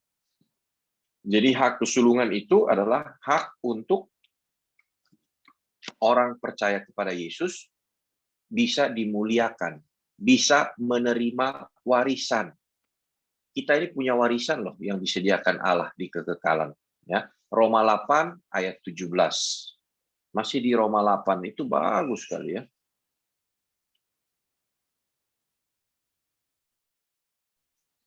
Ayo tekun, harus tekun belajar firman, jangan dibelokkan oleh dunia ini ya. Saya waktu lihat situasi begini, keadaan-keadaan begini ya, ayo ya. Sungguh-sungguhlah ikut Tuhan ya. Hiduplah ya seakan-akan besok udah nggak ada gitu loh. Supaya kita itu mau bikin dosa takut, nangkep ya.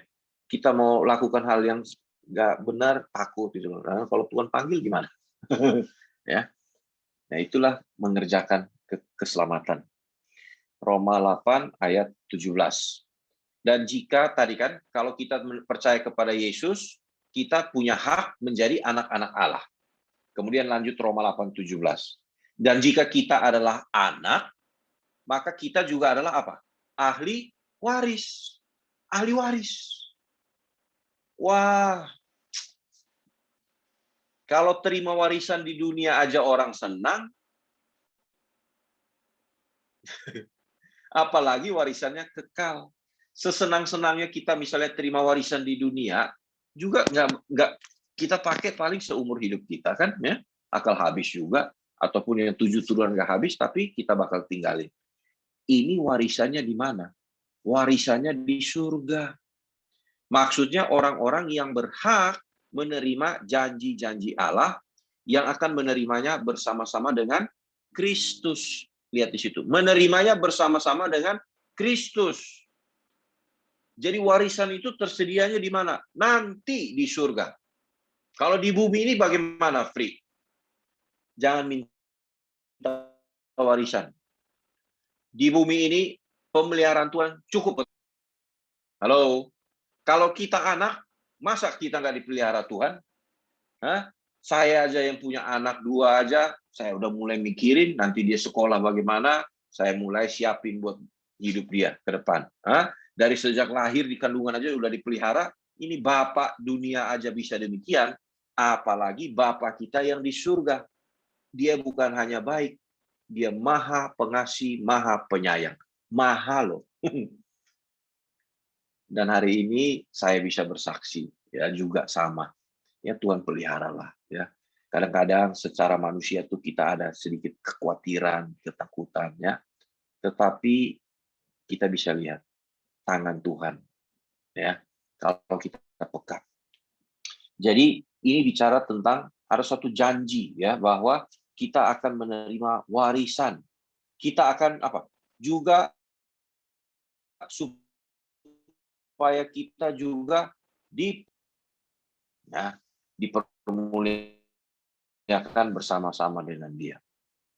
Ini nyambung ke 1 Korintus 2, salah dimengerti oleh orang Kristen. Ayat 9. Di situ dibilang apa yang tidak pernah dilihat oleh mata, tidak pernah timbul di dalam hati, tidak pernah didengar oleh telinga, semuanya disediakan Allah bagi mereka yang mengasihinya. Ayat ini untuk nanti di surga, bukan di bumi ini. Saya ulangi. Ayat ini untuk nanti di surga. Allah akan menyediakan warisan tadi, ada yang kita nggak pernah lihat di dunia ini, nggak pernah timbul di hati kita, nggak pernah dengar di kuping kita. Itu maksudnya. Jadi bukan di bumi ini. Cuman orang salah ngerti. Saya kasih contoh ya, supaya ngerti ya. Begini. Kalau misalnya kamu dikasih uang aja gitu loh. 10 triliun misalnya. Tiba-tiba ada yang mau kasih 10 triliun. Sudah pernah tahu kan? Uang. Sudah pernah dong. Sudah pernah lihat uang kan? Sudah pernah. Sudah pernah timbul dalam hati? Ya mungkin pernah timbul. Walaupun jumlahnya bukan 10 triliun. Tapi sudah pernah timbul dalam hatimu. Dapat promosi. Ya sudah pernah dengar, sudah pernah lihat, sudah pernah timbul dalam hati. Dapat pacar, sudah pernah timbul dalam hatimu. Udah kepingin punya pacar kan? Tahu-tahu dapat. Ya jangan pakai ayat ini gitu loh, ya. Ayat ini bukan untuk di bumi. Wow, ini ayat luar biasa. Jadi apa, Free, nanti? Saya juga nggak tahu, karena nggak pernah timbul di hati, nggak pernah saya dengar, nggak pernah saya lihat, tapi suatu hari nanti kalau saya ketemu dengan Tuhan di Yerusalem baru, Tuhan bilang, ini loh bagian kamu. Hah? Apa ini Tuhan? Begitu bagus, begitu indah, begitu mulia. I can only imagine. Saya hanya bisa bayangkan, tapi saya nggak tahu itu apa. Itu surprise. Kayak Tuhan bilang begini, surprise. Saya sudah siapin buat kamu loh. Waktu kamu digoda, kamu bilang tidak. Waktu kamu pingin marah, pingin dendam sama orang, kamu dengar firman Tuhan, Tuhan bilang ampuni. Aduh Tuhan, sakit Tuhan. Tapi saya ampuni. Dia sakitin lagi. Tuhan bilang 70 kali 7 kali, ampuni lagi. Sakit nggak kita waktu kita lakukan itu? Sakit. Kita tolong orang yang sulit. Udah cari duit susah-susah, pas dapat, ya ada orang yang butuh pertolongan. Udah gitu kita tanya sama Tuhan, Tuhan, tolong nggak nih? Tuhan bilang tolong. Berapa banyak Tuhan? Kalau biasa sih misalnya kita tolong 5 gitu ya. Tahu-tahu Roh Kudus bilang 10. Aduh Tuhan, mateng deh. Ya, sakit. Taat sama Tuhan itu sakit. Tapi suatu hari Tuhan gantikan. Itulah Tuhan ubah ratapmu menjadi apa? Ratap menjadi sukacita ya, tarian ya. Nah, itu maksudnya. Jadi jangan salah mengerti. Kalau cuma di reward di bumi ini hari ini ya, lama-lama kita ini juga kalau dikasih reward itu juga ya kita udah pernah gitu loh ya. Kemudian lama-lama kita ikut Tuhan, kita juga cuma pingin mau tolong orang, kalau dikasih banyak, kita bukan buat memperkaya diri sendiri lagi, udah mikirin ya siapa yang bisa diberkati gitu loh. Toh hidup saya juga udah cukup lah gitu. Apa mau dibahagiakan sama apa lagi ya. Nah, tapi ini cerna pelan-pelan ya, karena saya sampai di posisi ini walaupun memang belum sempurna, tapi setelah 20-an tahun ikut Tuhan, Tuhan rubah loh drastis. Bahkan saya kasih tahu, kalau kamu dengar firman yang benar, tadi malam murid saya ada yang tanya begini, Pri, masih sangat kehilangan berduka gitu ya? Saya bilang, berduka iya. Tapi saya mau jujur, saya cerita sama kalian sebenarnya.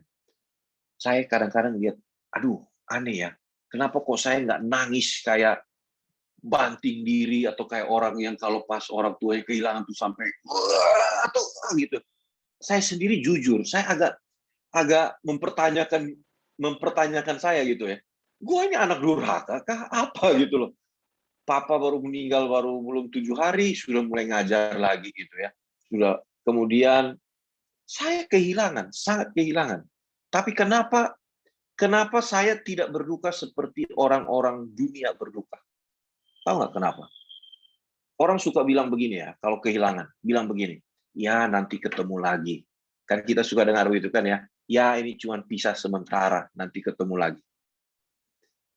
Perkataan nanti ketemu lagi, kadang-kadang orang ngomong itu, tapi level kepercayaan dia bahwa nanti bakal ketemu, misalnya skalanya 0 sampai 10. 0 itu ya dia nggak percaya, just saying lah gitu loh. Ya untuk menghibur orang bilang ya nanti ketemu lagi. Bisa nangkap? Padahal dia sendiri ngomong dia nggak percaya, 0 gitu loh. Ataupun ya oke lah, mungkin nanti ada, mungkin juga nggak ada. Ya cuman untuk menghibur ya oke lah. Tapi hari ini, setelah bertahun-tahun, kenapa saya nggak sampai berduka sampai yang parah-parah amat gitu ya? Karena level saya percaya bahwa nanti ketemu lagi. Ya kalau bilang 10 nanti dibilang sombong gitu ya. Tapi 9 lah dapatlah kayaknya gitu ya. Sampai sudah level 9. Sehingga saya juga pikir begini, Tuhan, ini apa yang terjadi dengan hidup saya nih? Kamu tahu kenapa? Apa yang merubah? Apa yang merubah saya? Apa yang merubah? Kemarin saya cerita begini, ada satu murid saya juga bilang begitu. Pak Elfri, sejak saya ikut PA-nya, dengar firman, saya juga tahun lalu kehilangan orang tua. Dan saya paling sayang sama orang tua yang ini ya. Tapi saya bisa sedihnya itu nggak kayak orang-orang yang lain gitu loh ya. Tapi cepat kita bisa menerima kenyataan. Dan kemudian move on. Apa yang merubah? Firman Tuhan. Bukan kuat kuasa saya. Saya sendiri juga sempat mikir. Kalau kamu dengar firmannya benar, lama-lama tuh berubah. Mau tahu nggak sampai apa? Sampai level paling tinggi sebenarnya. Level paling tinggi itu adalah sampai orang itu tidak lagi takut akan ketakutan manusia nomor 1. Apa ketakutan manusia yang terbesar? Bukan takut miskin. Bukan apalagi takut gendut. Ketakutan manusia yang terbesar takut mati. Takut mati. Kalau orang sudah sampai tidak takut mati, apalah artinya takut gendut, takut miskin, takut lain-lain. Itu ketakutan yang terbesar loh. Dia bisa move on, ya bisa mengalahkan hal demikian. Itu yang bisa merubah kita, itu firman Tuhan. Merubah cara berpikir kita sampai demikian. Lihat Paulus saja sampai berkata apa? Gua itu kepingin pulang loh sebenarnya. Sudah kepingin pulang ke surga. Nanti pernah baca ya, pernah dengar ya. Tapi karena saya itu mesti injilin kalian, jadi ya udah saya bagiku hidup adalah Kristus, mati adalah keuntungan. Itu orang yang benar-benar well prepared. Wah, kita harus siap. Oh, kita terima warisan nanti. Warisan kan?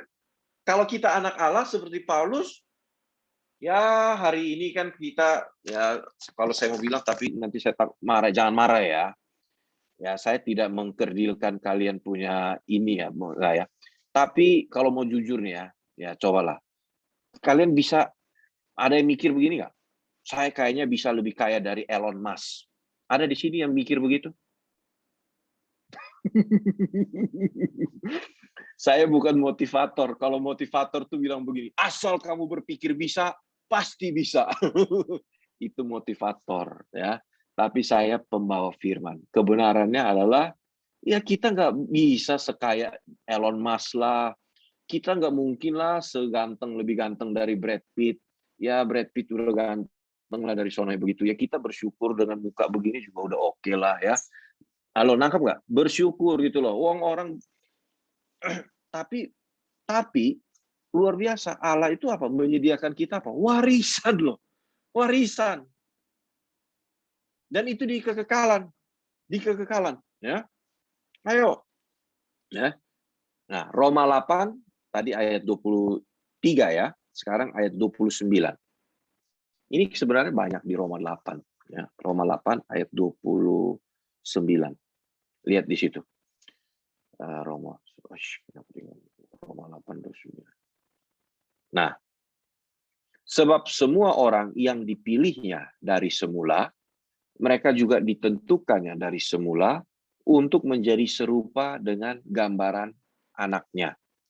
Supaya anaknya, yaitu Tuhan Yesus, menjadi yang sulung di antara banyak saudara.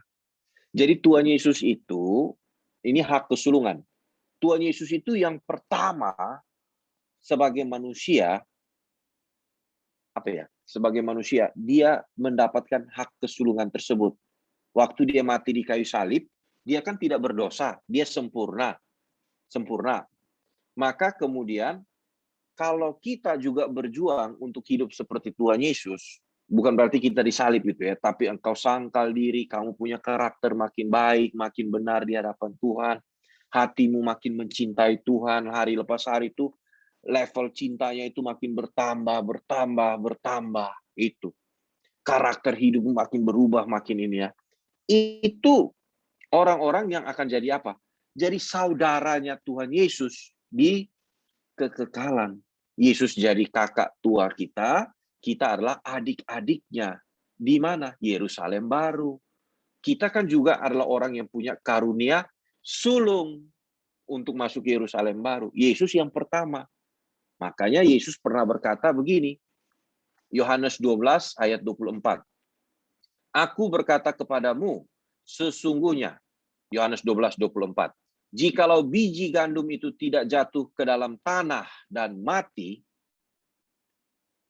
ia satu biji saja. Tetapi jika ia mati, ia akan menghasilkan banyak buah. Biji itu adalah gambaran dari Tuhan Yesus. Tuhan Yesus bilang, saya biji gandum itu. Kalau saya mati di kayu salib, sempurna, maka nanti saya buka jalan kepada manusia-manusia lain. Kalau dia percaya kepada saya, dia dapat karunia. Dikasih apa? Karunia itu apa? Roh Kudus, Injil, kemudian nanti digarap oleh peristiwa-peristiwa hidup. Supaya kita bisa sempurna. Maka kita akan menjadi apa? Saudara-saudara Tuhan Yesus di kekekalan. Jadi dengan kematian dan kebangkitannya, Yesus memungkinkan manusia menjadi adik-adiknya.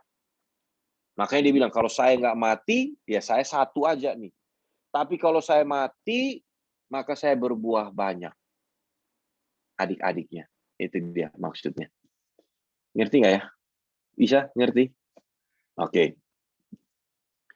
Yesus menjadi yang sulung di antara banyak saudara. Nah, kita punya problem. Sampai 45 ya biasa ya. PD kan? Kalau PD kan ini sebentar lagi timernya sudah muncul nih. Udah. Jadi 3 menit lagi ya? Cover, masih ada nggak cover? Lanjut saja, lanjut.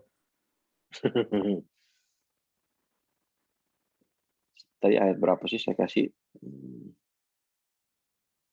Oh ini. Oh masalahnya, belum ayat ya. Masalahnya. Masalahnya begini. Seperti Esau, dia menjual hak kesulungannya demi semangkok kacang merah. Nah, semangkok kacang merah itu lambang dari apa? Lambang dari dunia ini. Kenikmatan dunia. Kenikmatan dunia. Banyak orang Kristen tidak mau mengerjakan keselamatannya, tidak mau berjuang untuk hidup kudus, karena free. Dunia ini godaannya enak, free. Enak. Emang kamu cowok nggak normal kali ya, free? Kamu jangan-jangan, oh, kurang ajar dia. Saya udah punya anak 2 loh ya. Saya cowok normal ya, yang juga bisa tergoda, tapi saya matikan. Itu kacang merah. Halo, bisa apa? Itu kacang merah. Jangan gara-gara kacang merah kehilangan warisan.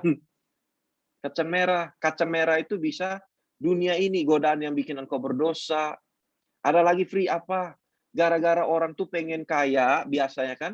Nah, kenapa orang kaya suka masuk? Karena orang kalau pengen kaya, nanti dia apapun dia akan lakukan supaya dapat uang banyak. Mau halal nggak halal, dijabanin. Kenapa?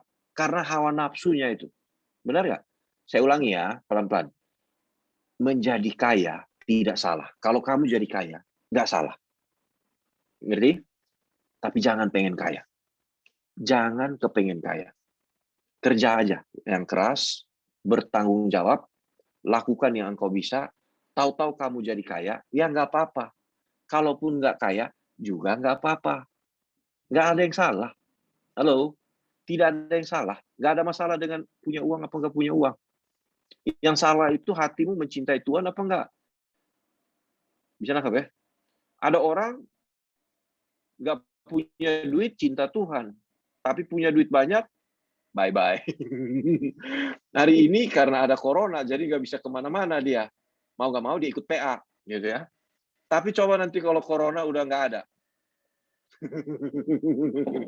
PA-nya pas lagi tanggal gue lagi liburan nih, lagi ke luar negeri nih gitu loh ya. Nggak pernah ada gitu loh.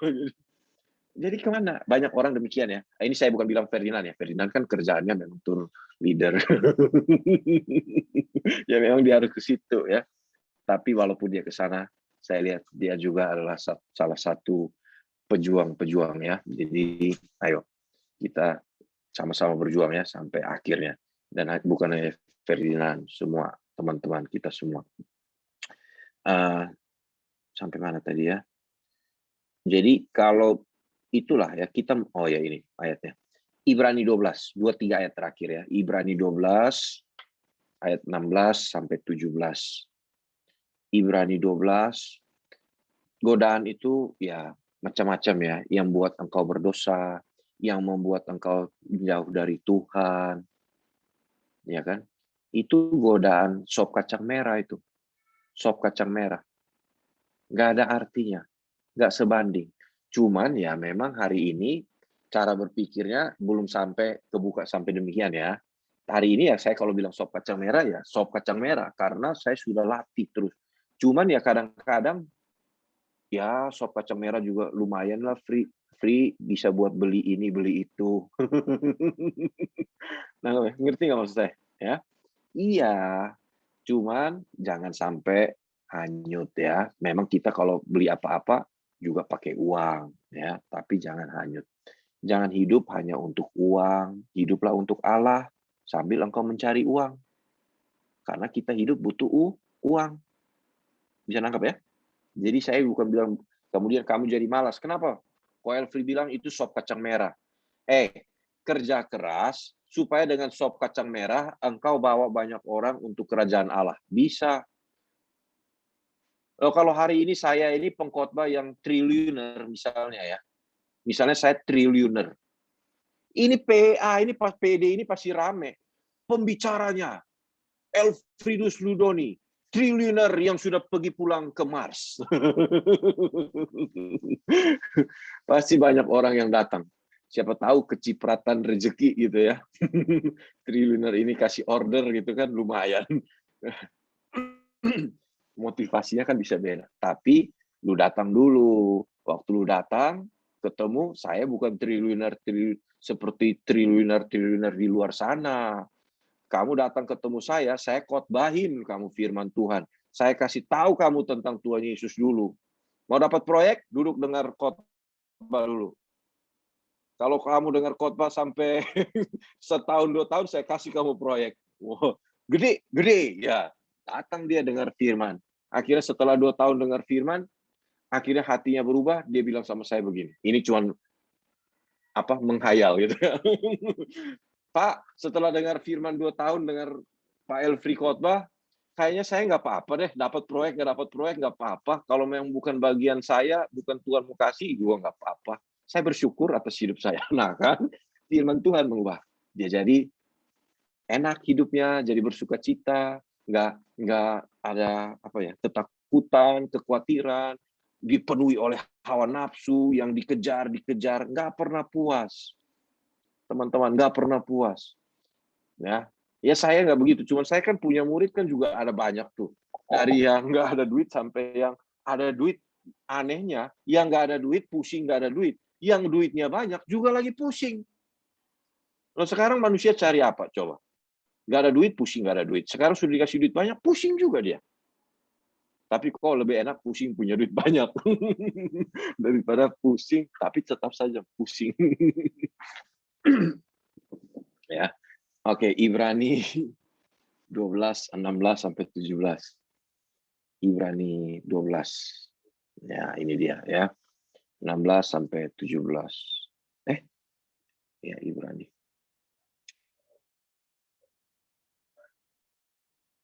Oke. Lihat di sini, perhatikan ya.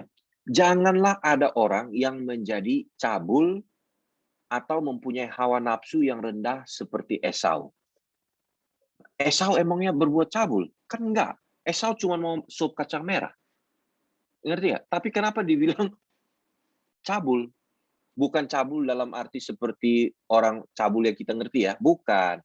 Tetapi begini loh. Sop kacang merah itu ibaratnya kayak dunia ini. Dunia dengan segala keindahannya.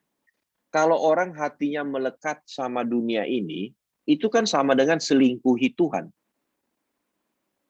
Karena kita ini kan mempelainya Tuhan Yesus. Jadi kalau hati kita itu, kita ini tunangannya Tuhan Yesus, mempelainya Tuhan Yesus. Nah sekarang saya mencintai dunia ini. Itu artinya saya tidak setia kepada tunangan saya. Bisa nangkap? Makanya sama kayak Esau gitu loh. Ya, dia dibilang menjadi cabul atau mempunyai nafsu yang rendah. Ya, yang menjual hak kesulungannya untuk sepiring makanan. Sebab kamu tahu bahwa kemudian ketika ia hendak menerima berkat itu, ia ditolak. Sebab ia tidak beroleh kesempatan untuk memperbaiki kesalahannya. Sekalipun ia mencarinya dengan mencucurkan air mata.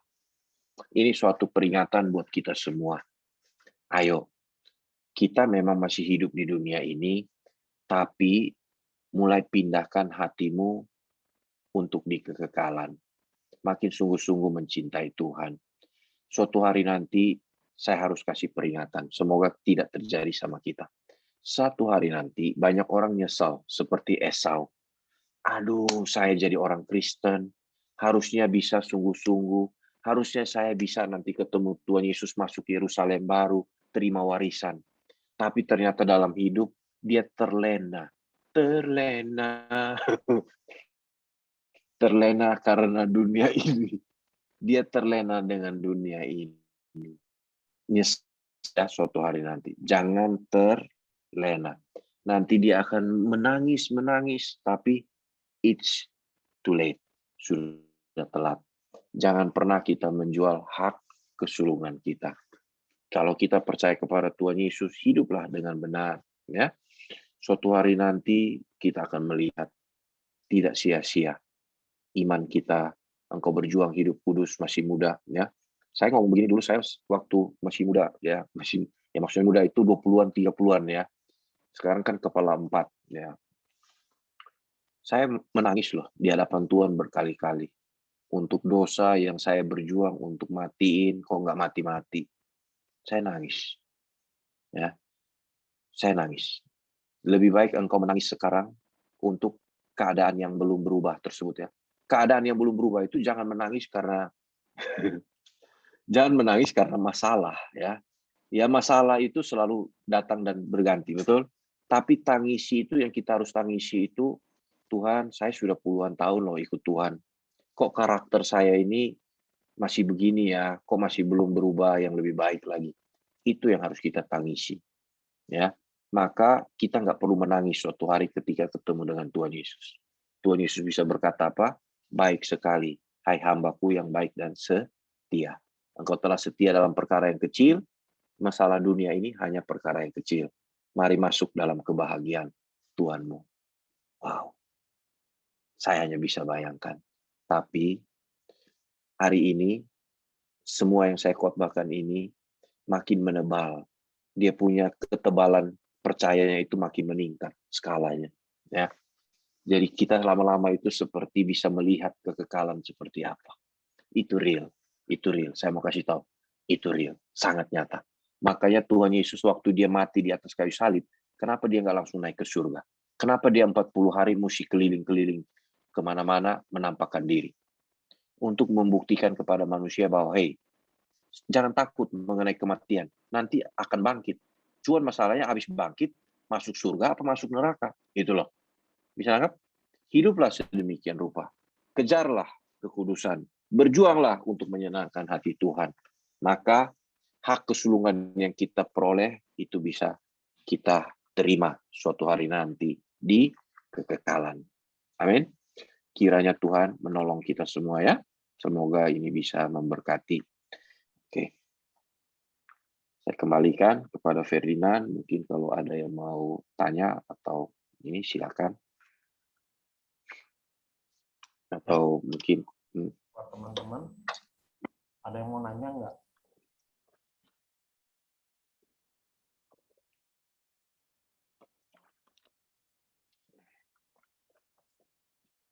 jelas. Kalau nggak ada, kita mau tutup. Ya.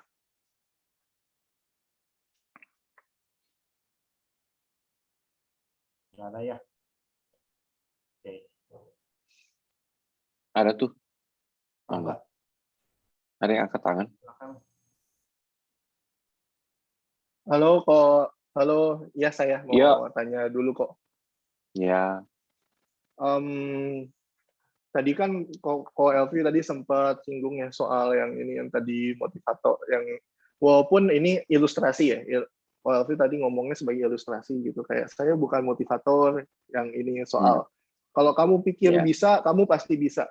Sebenarnya kalau untuk hal itu kalau ini saya sebenarnya bukan mau ini ya, bukan mau bertanya sih, lebih jatuhnya kalau berkomentar aja gitu. Oke. Kalau sebenarnya kalau menurut aku pribadi Ya. hal itu hal yang kayak kalau kamu pikir bisa, kamu pasti bisa. Itu sebenarnya masih sejalan dengan firman Tuhan gitu, yang mana kan ada ya yang di Alkitab dikatakan kalau segala hal yang baik, segala hal yang suci, segala yang sedap didengar, pikirkanlah semuanya itu. Itu ada di surat salah satu suratnya Paulus. Exactnya di mana saya lupa. Ya, ada. Dan betul. Menurut saya prinsip yang seperti itu masih sejalan dengan firman Masih Tuhan. sejalan ya. Gitu. Jadi kayak mengkonfirmasi lah gitu. Jadi nggak cuma sekedar kata-kata Alkitab begini begitu, aplikasi di dunia nyatanya juga ada. Gitu sih. Oke. Siapa dengan siapa tadi? Christian kok. Saya hostnya hari Christian. ini, jadi pakai namanya Fede Sanmata. Oke, saya jawab ya. Atau Kofer mau jawab? Saya jawab. Kofer mau jawab, Kofer? Bagian pembicaraan dong. Begini ya. Itu sebenarnya value dunia ya. Kamu pikir bisa, kamu pasti bisa. Saya kasih contoh begini. Kalau kamu berpikir kamu mau jadi astronot, belum tentu sampai kapanpun nggak bisa, kalau nggak ada jalannya ke sana. Hah? Misalnya saya berpikir saya mau menikah dengan Julia Robert. Apakah saya akan bisa menikah dengan Julia Robert? Nggak bisa. Satu, saya sudah menikah. Dua, dia hidup di dunia Hollywood. Nggak bakal ketemu. Mau saya pikir kayak gimana pun nggak bisa nyampe. Terus ingat, ini sebenarnya ini karena cara berpikir ya. Ya, Kofer dan saya juga ada di dunia yang dulu saya tiap minggu itu dicekokin sama motivator, ya. Motivator-motivator yang terkenal itu dipanggil buat cekokin kita setiap hari Senin, ya. Tapi saya tahu makanya semua itu salah, nggak benar. Kita tidak bisa mengeluarkan apa yang Allah tidak taruh di dalam hidup kita.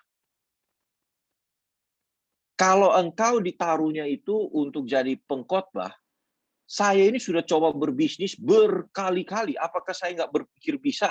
Saya berpikir saya bisa bisnis ini. Tapi bisnis ini gagal, bisnis ini gagal, bisnis ini gagal, ini gagal. Karena memang saya dipanggilnya untuk jadi pewarta, bukan pebisnis. Saya nggak bisa keluarin begitu. Hari ini kalau misalnya suara saya false, begini aja, saya kasih contoh ya, Christian, sorry ya, ini namanya mengkoreksi ya. Nih, saya dulu suka main gitar. Karena saya waktu masih SMP, saya punya teman yang gitaris terbaik. Sampai berkali-kali pun dia di Bali, dia jadi gitaris nomor 1. Itu kalau sudah pegang gitar, mau main pakai kanan, mau main pakai tangan kiri, mau main pakai lidah, juga bisa. Jadi saya itu betul-betul terpesona dengan cara bermain gitarnya. Jadi saya juga belajar main gitar. Sampai hari ini saya masih main gitar. Memang saya punya skill makin bertambah karena saya apalagi sejak COVID ini kan banyak di rumah. Jadi habis ngajar ya hiburan saya main gitar, saya latihan. Speednya makin ditingkatin. Tapi saya mau bilang, sudah latihan sekian bertahun-tahun, puluhan tahun. Kalau teman saya itu skalanya 0 sampai 10, dia 10. Kalau saya tadinya 0, saya sudah latihan berkali-kali. Mentok-mentok saya nggak bisa sampai 10. Karena Tuhan nggak pernah taruh saya jadi pemain gitar. Bisa nangkap? Saya mungkin bisa sampai nomor 7 bisa. 8 bisa. 10 nggak bisa. Jadi, ya tapi namanya motivator kan untuk membangkitkan kamu kan. Supaya kamu bisa jualan. Ayo berpikir bisa. Ya kan? Wah, masih bisa. Ujung-ujungnya kan supaya kita jualan gitu lah. Kalau kamu dipanggil, misalnya perusahaannya panggil saya yang khotbah, saya bilang, kamu pikir bisa kayak gimana pun, kalau nggak dipanggil lagi, jualan jadi mandek gitu loh. Nanti dia mulai mikir, jangan-jangan saya bukan penjual. Nah itu. Jadi lebih ke panggilan ya, Ko ya? Jatuhnya. Iya, lebih panggilan ya. Jadi jangan, ya. Kalau nggak dipanggil ke situ, mau pikir gimana juga nggak bakal nyampe. Oke. Makasih, Ko. Ya, thank you. Sama-sama. Bisa ya? Good. Terima kasih pertanyaannya. Bagus. Ya, ada lagi yang mau nanya?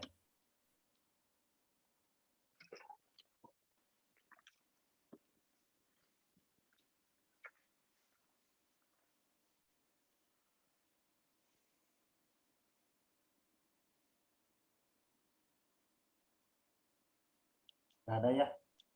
Oke.